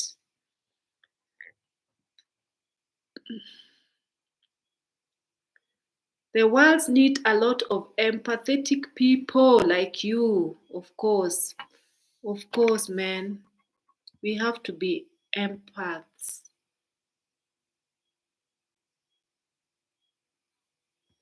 What are you saying? Oh, about the frogs. They don't really get in the kitchen. Kitchen is on the other side. They usually come in through this door over here.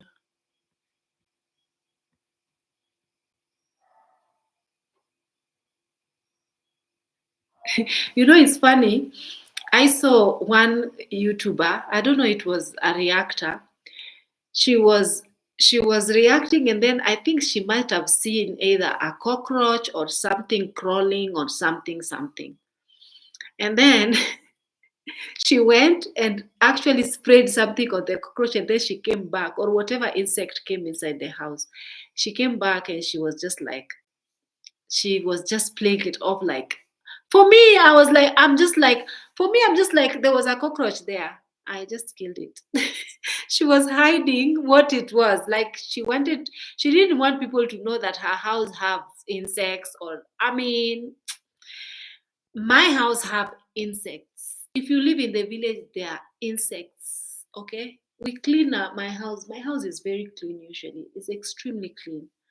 But you cannot fail to find insects here and there in this house.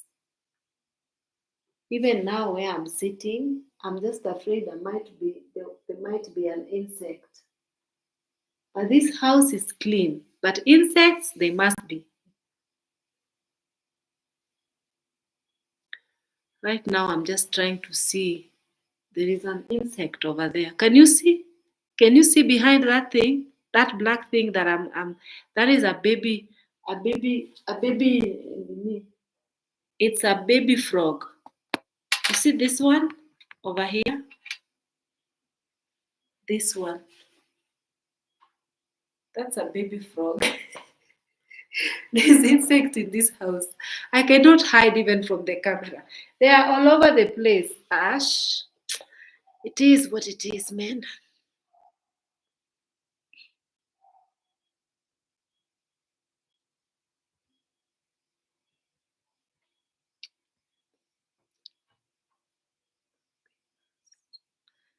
Other insects. I don't know why, guys. I don't know why I like geckos. I'm strange, right? If I see gecko on my wall, I am happy that it's there. Now I don't see it. There's usually one that usually over there. You see on top? Usually there in that corner over there. But today it's not there. It ran away. But I like geckos.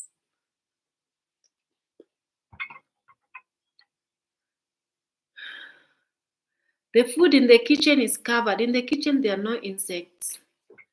And plus, we have a fridge. Once we are done with the food, we usually pack it and put it in the refrigerator.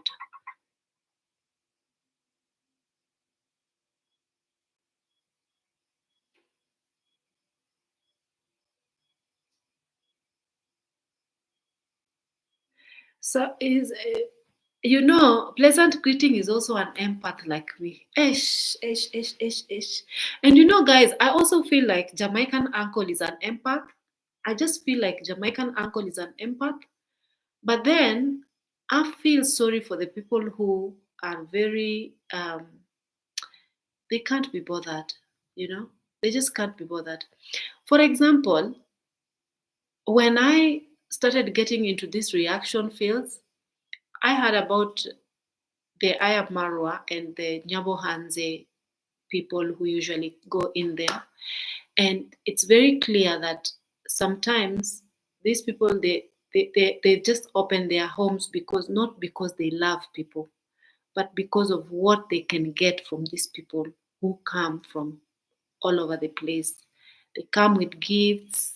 You can clearly see that these people don't care for people like that. They just don't. They only like you for what they can get from you. So it is very clear, even the people who go to this Nyabohanze place, there is a rule when you have to go to Nyabohanze, you don't go empty handed. So if you go empty handed, you might probably not even be allowed to get into Nyabohanze. You have to have a gift with you in Nyabohanze. And this gift has to go through Marwa. Even if you have to give anybody gift in Nyabohanze, it has to go through Marwa. He has to get a percentage of the gift. So sometimes it makes me sad that there are people who are just really, they don't work. They don't go to work and they sort of just demand, and they live off other people. And for me, I feel that is really, really making me sad, Because when you look at Jamaican uncle, it seems like he is a very, very nice guy. He's a very, very, somebody who has the best hearts. Like, he just wants, he's a giver as well. He's so sweet. There's something about Jamaican uncle. When I look at him, I feel so sad, I feel sad for him. I feel like he can easily be gotten advantage of, But it seems like the people who have very clear hearts and very nice in their spirit, the people who are so nice, it seems like they lack the spirit of discernment. Because guys, me, honestly, somebody can stab me in the back, but I would not even know that they are hating me. I wouldn't know. Like, I just take people, I don't know, a bit too naive and a bit too trusting. Because lately I've come to find out that there are people who really are just meaning bad for me, and they're just like trying to sabotage me in several ways, not even one. And these are the people whom I felt I felt like they were nice, and I just felt like there were people I even can call my sisters, or the people I put so close, and I was just like so close with these people, but then I found out that they didn't feel the same way. And I learned a hard way, man. It's so unfortunate. So even when I look at Jamaican uncle and I see how he's like chucking money all over the place, he's giving everybody money, and no matter how much he gives, is never enough. People are still asking for more and funding this and funding that. And now I'm sure he's the one who's I remember he funded this trip to Masai Mara for the Marwas, and himself to go to the Masai Mara. Is a very expensive trip, guys. And I don't know whether they slept in the lodge in Masai Mara. I'm not sure, but I'm sure he might have paid for the trip. My husband is back home. So I also heard Marwa talking about he wants a truck. He's looking forward to buy a truck, so to do these safaris more with his visitors. Whenever they come, he can take them to these safaris. And I'm sure he's not going to be able to buy that truck by himself. I'm sure he's going to get funds. People are going to fund for this truck. So I'm sure sometimes he just there are people who are just extremely generous, who just fund him. They just fund him. Some people just get brainwashed into just funding him. They believe that they are obligated, or they are indebted to this guy, and they truly just need to fund this guy's lifestyle and everything. Right now, I feel like this Jamaican uncle is the one who's probably bought him the solar panel, because there is a very high probability that Jamaican uncle, since he went into that home, that village, he's been milked dry.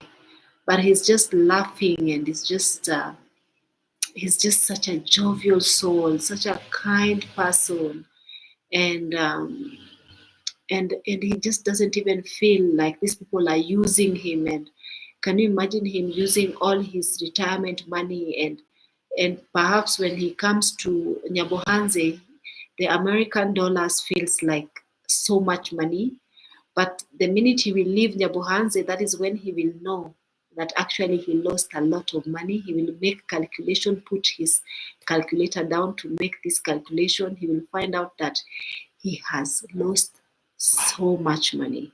Let him make that calculation.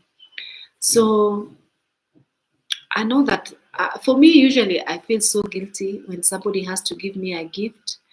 I feel guilty, and I feel like they don't have to be honest. Sometimes people give me gifts here and there. Even there's a gift I got for my wedding, I've not even opened it, because I don't know. There are people who don't know how to receive gifts. I am the one of those people. I don't know how to receive gifts. I just don't. So even I can receive a gift and I can just use it once and then tuck it in, you know. Maybe if it is something like there are things that I use every day. But when it comes to watches, I don't wear watches. Jewelry, I don't wear much. You'll just find them tucked in somewhere. Like I'm not a materialistic person. I have clothes that even are in the closet for like years and years that I don't wear, that I just wear simple clothing.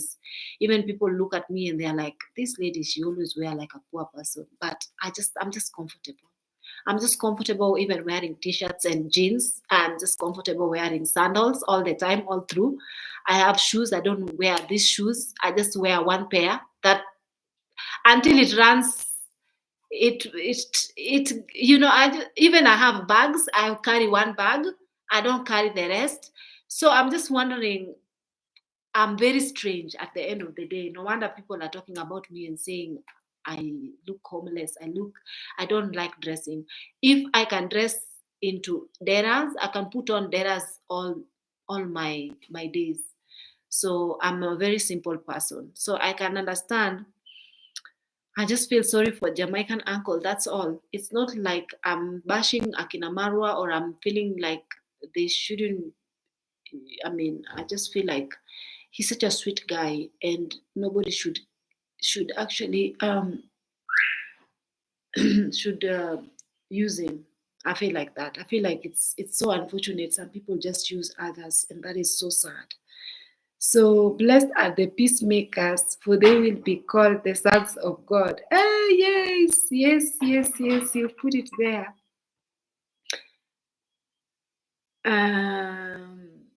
Pleasant eating is saying, I don't like seeing people, especially children, suffer in their health or being hunger.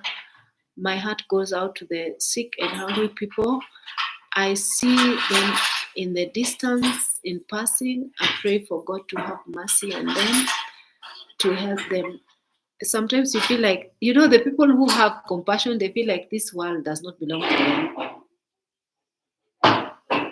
They usually feel like their heart is too fragile for the troubles of this world.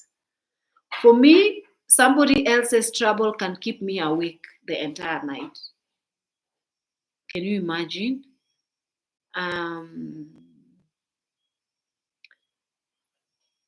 I gave Stewart advice last year. Okay. Pap smear testing shouldn't be painful. They are painful when they are trying to penetrate with that thing. I feel like they are very painful.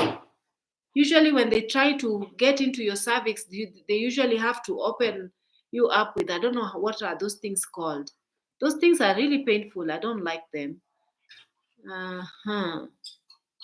Pap smear itself, the swabbing is not painful, but the penetrate, when they are trying to open up so that they can get into your cervix, it's quite uncomfortable.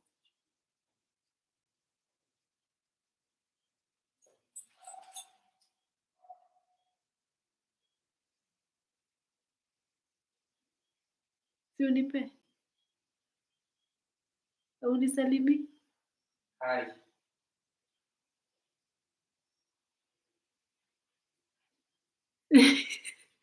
Nisalimie tu.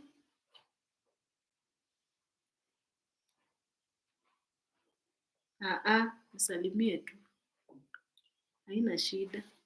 I am not afraid. I am not afraid of. Kwaje?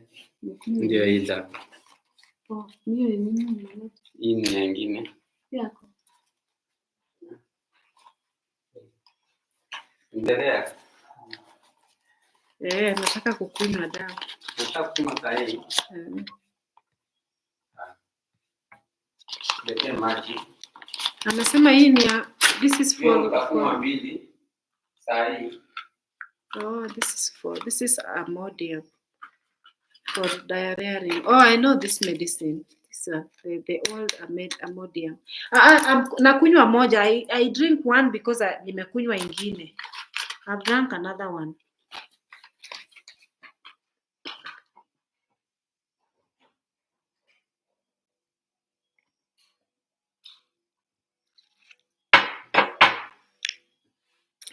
Someone is saying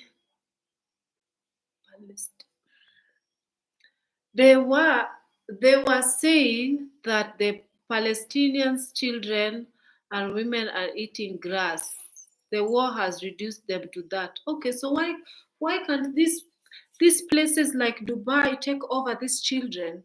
Well, why can't Dubai people in Saudi Arabia, why can't they take over children? And for me, I don't like the fact that these people are bombing and doing all this massacre with children in these lands. I feel like what they should do, they should first and foremost evacuate women, elderly people, and children. They should evacuate these people before they decide to do this genocide. I feel like this world is crazy, man. I feel like this world is crazy, honestly. Hey. I even avoid watching this type of news because my heart cannot take it. I avoid. Since it started, I avoid. I don't even have sides. I don't even say, oh, Palestine or Israel or for this. I don't take sides. I just feel like it's the atrocities that is going on in these places is very inhuman and should be condemned fully. I feel like the people who do these kind of things, I wonder why they do these things. Why this world we have enough space to accommodate everybody. We have enough space. I don't understand why they are fighting and killing and trying to drive people away from their land and they cannot live together. For me, I feel like religion is the reason of all this madness in the world. Religion. I feel like religion is the reason for all this. People's hearts are crazy. The people who are some people are hiding under religion to do these bad things to others. There are people who are praising the other ones because of religion. There are people who are condemning the other one because of the religion. I don't understand. It's very crazy. I don't even want to. There are children who suffered enough. They have suffered. Children should never suffer. So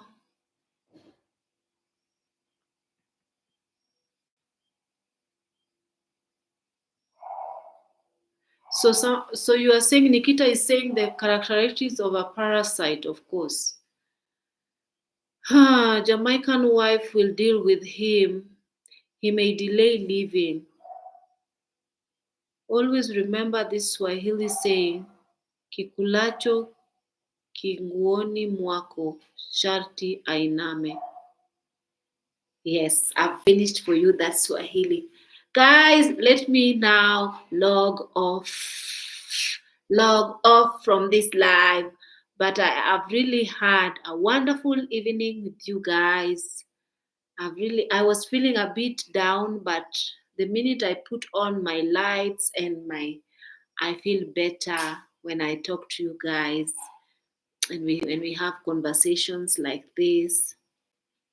I always want to have candid conversations on my lives without necessarily putting anybody down, without necessarily making somebody feel bad. I just want to come on here and discuss issues that affect us, whether it is health issues. That is the reason why I discussed about my health issues, the health scare I had today. I was afraid, of course. I was afraid. I was thinking to myself, what? Nowadays, people just get sick anyhow. So I thank you guys for hanging out with me, and I see you guys on my next Sunday. Be good, do good, and do not ever be tired of being good. Just know that whatever you do it to God. You do it to your maker. Whatever it is that you do, whether it is the job that God has given you a mandate to do it as if you're doing it for your maker. Don't see it as if you're serving other people and as if your boss, or as if you're doing it to your boss, or as if do it as if you're doing it to God. And God will always see your heart. And when one day when you least expect it, God will remember the good deeds, and then He will save you one day. You might not even know how He saves you. Maybe He saves you every single day. Maybe God saves you every single day from disaster, from calamity, from a lot of things that are happening. Maybe because of that one good deed you did. So don't be tired. You remember, you sow seed, you reap it. You sow whichever seed you sow here on earth, you reap it. Whether you reap it now or when, but some people call it karma. But I believe it's just a seed that people reap at the end of the day. So let us sow good seeds so that we can reap good. So guys, I'll see you on my next live. Thank you so much for hanging out with me. I'm very grateful. I'll see you again next time. Have a lovely time.